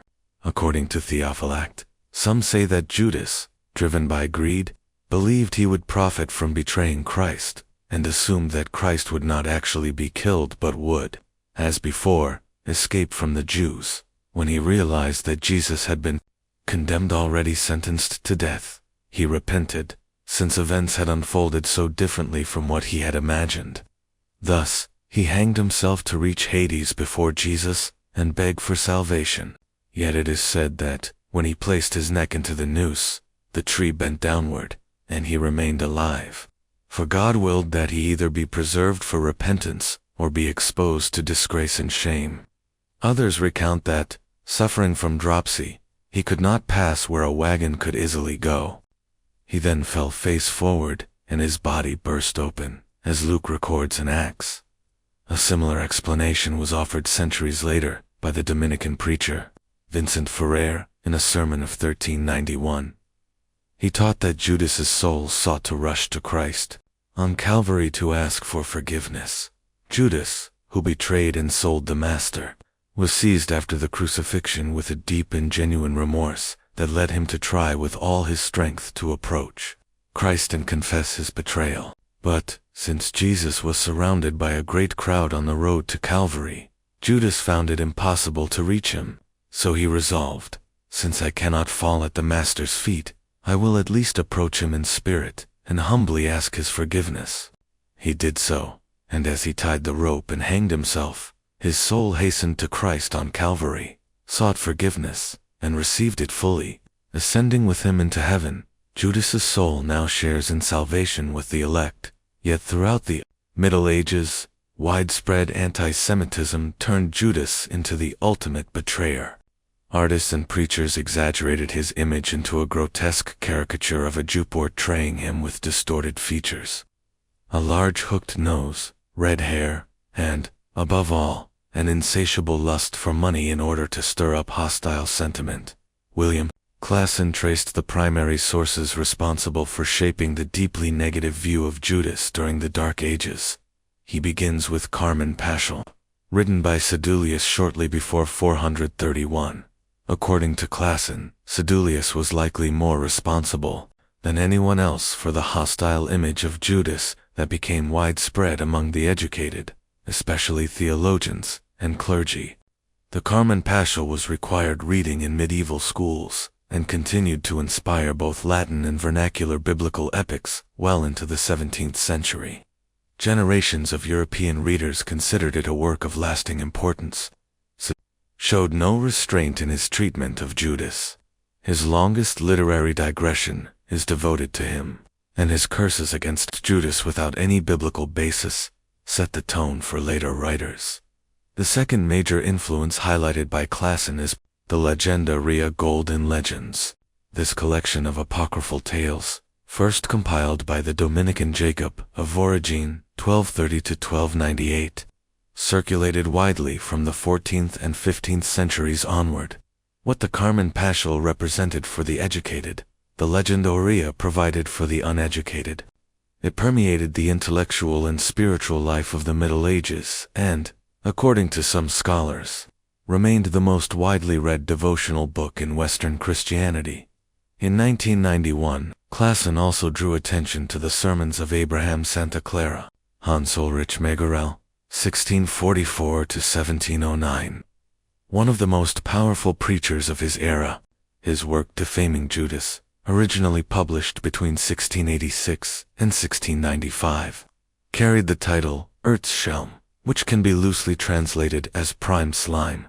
His collected works were later published in 21 volumes between 1834 and 1954, as well as in a 6-volume abridged edition, 1904-1907, and they have been translated into numerous languages. Klassen summarizes Santa Clara's impact for nearly a decade. Almost every Sunday, he preached about Judas, or more accurately, against him. As a warning to his congregation, he declared that Judas's downfall began with his mother, who had spoken too much, and he urged listeners not to repeat her mistake, lest they to give rise to another Judas. His lengthy sermon series concluded with curses against every part of Judas's body, beginning with his red hair and ending with his toes. Dante Alighieri, 1265 to 1321, in his Divine Comedy, placed Judas in the Inferno, at the very bottom of hell's 7th pit, where for all eternity his head is devoured by a 3-headed monster. There he remains forever, joined with the other Cainites Korah, Dathan, and Abiram, together with their wives, their children, and their little ones. Readers who may have felt a degree of sympathy for these Cainites are often shocked at the evident satisfaction Dante and others expressed in depicting their punishment. Yet those who were even more disturbed by the Cainites' attempt to invert Scripture, turning villains into heroes, may find themselves inclined to agree with Dante's portrayal. This perspective largely prevailed until relatively modern times. Part of the responsibility or influence for this in more recent centuries lies with the King James translation of the Bible, commissioned by King James I of England. The authorized version was published in 1611 and has shaped biblical interpretation across the English-speaking world ever since. Despite its antiquated style, it remains cherished by many readers, precisely because of its language. The image of Judas as the one who betrayed Jesus is firmly embedded in this translation and its successors, making it nearly impossible to separate from cultural tradition. To illustrate the issue of language, here is Matthew's account of Judas from the King James Bible, with its distinctive Viantho style, the verily dippeth, goeth, spake, wherefore, art, and its habit of italicizing words, absent from the Greek original. Matthew's version is reproduced here, as it has been the most widely read among ordinary people through the centuries. Matt, 26 minutes and 14 seconds, to 16, 21 to 25, 47:50. 14 Then one of the 12, called Judas Iscariot, went unto the chief priests. 15 And said unto them, What will ye give me, and I will deliver him unto you? And they covenanted with him for 30 pieces of silver. 16 And from that time he sought opportunity to betray him. 21 And as they did eat, he said, Verily I say unto you, that one of you shall betray me. 22 And they were exceeding sorrowful, and began every one of them to say unto him, Lord, is it I? 23 And he answered and said, He that dippeth his hand with me in the dish, the same shall betray me. 24 The Son of Man goeth, as it is written of him, but woe unto that man by whom the Son of Man is betrayed. It had been good for that man, if he had not been born. 25 Then Judas, which betrayed him, answered and said, Master, is it I? He said unto him, Thou hast said. 47 While he was still speaking, Judas, one of the 12, arrived, accompanied by a large crowd armed with swords and clubs, sent by the chief priests and elders of the people. 48 The betrayer had arranged a signal for them, saying, The one I kiss is the man, arrest him. 49 He immediately went up to Jesus and said, Greetings, Master, and kissed him. 50 Jesus replied, Friend, why are you here? Then they came forward, seized Jesus, and took him away. This somewhat inaccurate translation, accepted for centuries by English speakers worldwide as the unquestioned gospel truth, portrays Judas as entirely dishonorable. In more recent times, particularly since the Enlightenment, perspectives more sympathetic to Judas have surfaced. Roger Theed observes, Still, the history of writings about Judas shows that the so-called arch-villain, the supposedly greedy forefather of all traitors and spies, has always had revisionist defenders. Poets like Klopstock and Goethe, and writers such as Walter Jens, belong to this group. Modern theologians, including the American William Klassen and the German Hans Joseph Klock, have produced extensive studies on the New Testament material concerning Judas, offering alternative interpretations. Thus even the newspaper Bild has concluded, Judas did not betray Christ. The key argument lies in the meaning of the ancient Greek verb, paradidomi. In most Bible translations, when used in connection with Judas and Jesus, it is rendered as betray. Yet when weighed carefully in a philological sense, the more accurate translation is hand over or deliver. Nevertheless, the traditional condemnation of Judas persists, as Theed further notes. So far, such linguistic distinctions have done nothing to change the fact that the name of Jesus's disloyal table companion, condemned by nearly 2 millennia of tradition, remains synonymous with treachery. If a rising football player switches teams behind his club's back, disappointed fans still cry out his name as Judas. Likewise, when a member of the Kiel Assembly secretly abstained from voting last week, thereby thwarting the re-election of SPD Minister-President Simonis, he too was promptly branded with the biblical insult. Theed also notes a shift in perspective in modern times. He captions an illustration of Cain killing Abel. Protest against the good, the murder of Abel by his brother Cain, has continually challenged readers of the Bible, tempting them to explore the possibility of sympathizing with evil. Traces of Gnostic influence can also be found in modern literature. He then cites 2 19th-century romantics in connection with the Gospel of Judas, the German Jewish author Hermann Hesse, and the French poet Charles Baudelaire. Beneath the caption "Murderers of Brothers and Betrayers" comes the highlighted remark, whether the Cainite sect described by the church father Irenaeus truly existed or not, it nonetheless exerted literary influence. Hesse's novel Damien is presented as an example, published in 1919 under the pseudonym Emile Sinclair. The novel was in fact written by Hermann Hesse. It tells the story of a high school student who encounters the idea that Cain could be seen in an entirely different light. The story began with the mark. There was a man whose face inspired fear in others, opening parenthesis, ... closing parenthesis. People explained the mark, not as what it really was, distinction, but as its opposite. They claimed that those with the mark were strange, and indeed, they were. People with true courage and character always appear strange to others. It was unsettling for society to have such fearless and unusual people among them, so they attached a nickname and a myth to this group, as a way of retaliating an attempt to compensate for the fear they inspired. Baudelaire is then introduced. The French poet became world-renowned for his flowers of evil. O race of Abel, your remains rot wherever the sun shines. Race of Cain, your deeds are far from complete. Race of Abel, in the battle the spear has pierced your flesh. Race of Cain, rise to heaven, and cast God down to earth. Will Baudelaire's vision be realized through the Gospel of Judas? This modern change in attitude toward Judas is also reflected in a number of fictional works inspired by the lost gospel, published throughout the last century. In 1973, Polish novelist Henryk Panis released The Gospel of Judas. In 1994, Irish writer Michael Dickinson published The Lost Testament of Judas Iscariot, written as Judas's self-defense addressed to Peter. The most accomplished version, however, was Ernest Sutherland Bates's The Gospel of Judas, 1929, which portrays Judas as an Essene who continued to reject the God of the Hebrew Scriptures, an outlook that was originally Jesus's own.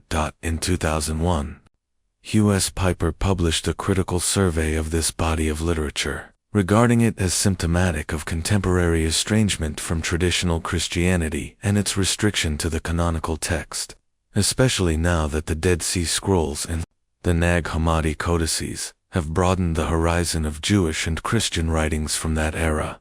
Although this may seem to us like a radical or even unsettling approach, the effort to reinterpret Judas's betrayal, seeking to grant him some measure of understanding or even redemption, has a long and ongoing tradition. **** For the Gospel of Judas surfaces in Geneva for many centuries.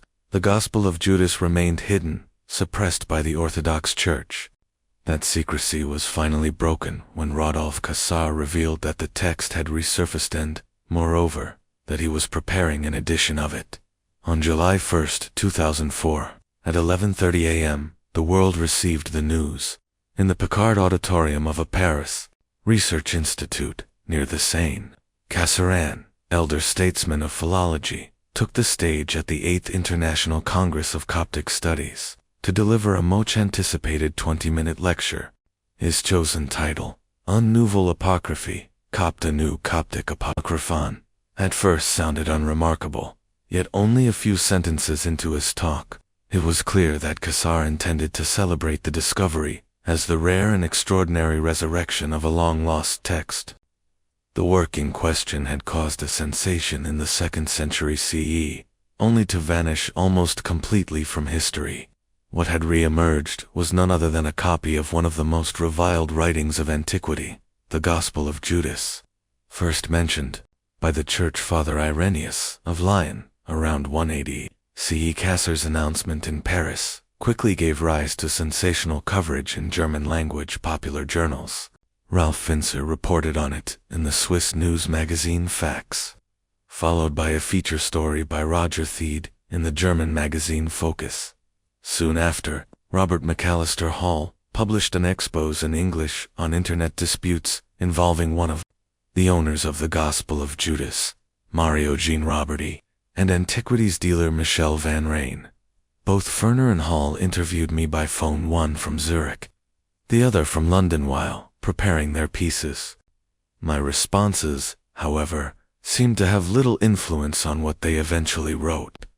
The resulting journalistic essays, which first introduced the story to a broader public, proved to be lively and entertaining, but not especially informative, compared with the already dramatic tale of the Gospel of Judas itself. The essay by F.N.R., titled Judas the Hero, opens with the following summary just beneath the heading: "It is almost as old as the New Testament Gospels of South." It presents a completely different perspective on the betrayer of Jesus. For centuries, the Gospel of Judas was lost. Now this early Christian text has resurfaced, and it is in Switzerland. Funer appropriately cites several scholars to emphasize the significance of the Gospel of Judas. Ludwig Koenen, professor of classics at the University of Michigan, confirmed there was no doubt as to its authenticity. In my capacity, I could judge that. Steve Emmel, professor of Coptic studies at the University of Munster, described it as of extraordinary interest. Peter Nagel, professor of church history at the University of Bonn, called it very, very valuable. And Charles Hedrick, professor emeritus of religious studies at Missouri State University, remarked, "It is always exciting when one discovers a lost gospel. This one will help us complete the fascinating picture of Christianity in the 2nd century." Scholars generally assume that the Gospel of Judas was written a little more than a century after the death of Jesus, as summarized in the standard edition of apocryphal New Testament writings. Dating: the Gospel of Judas must have been composed before 180, when Irenaeus first mentions it, in Against Heresies.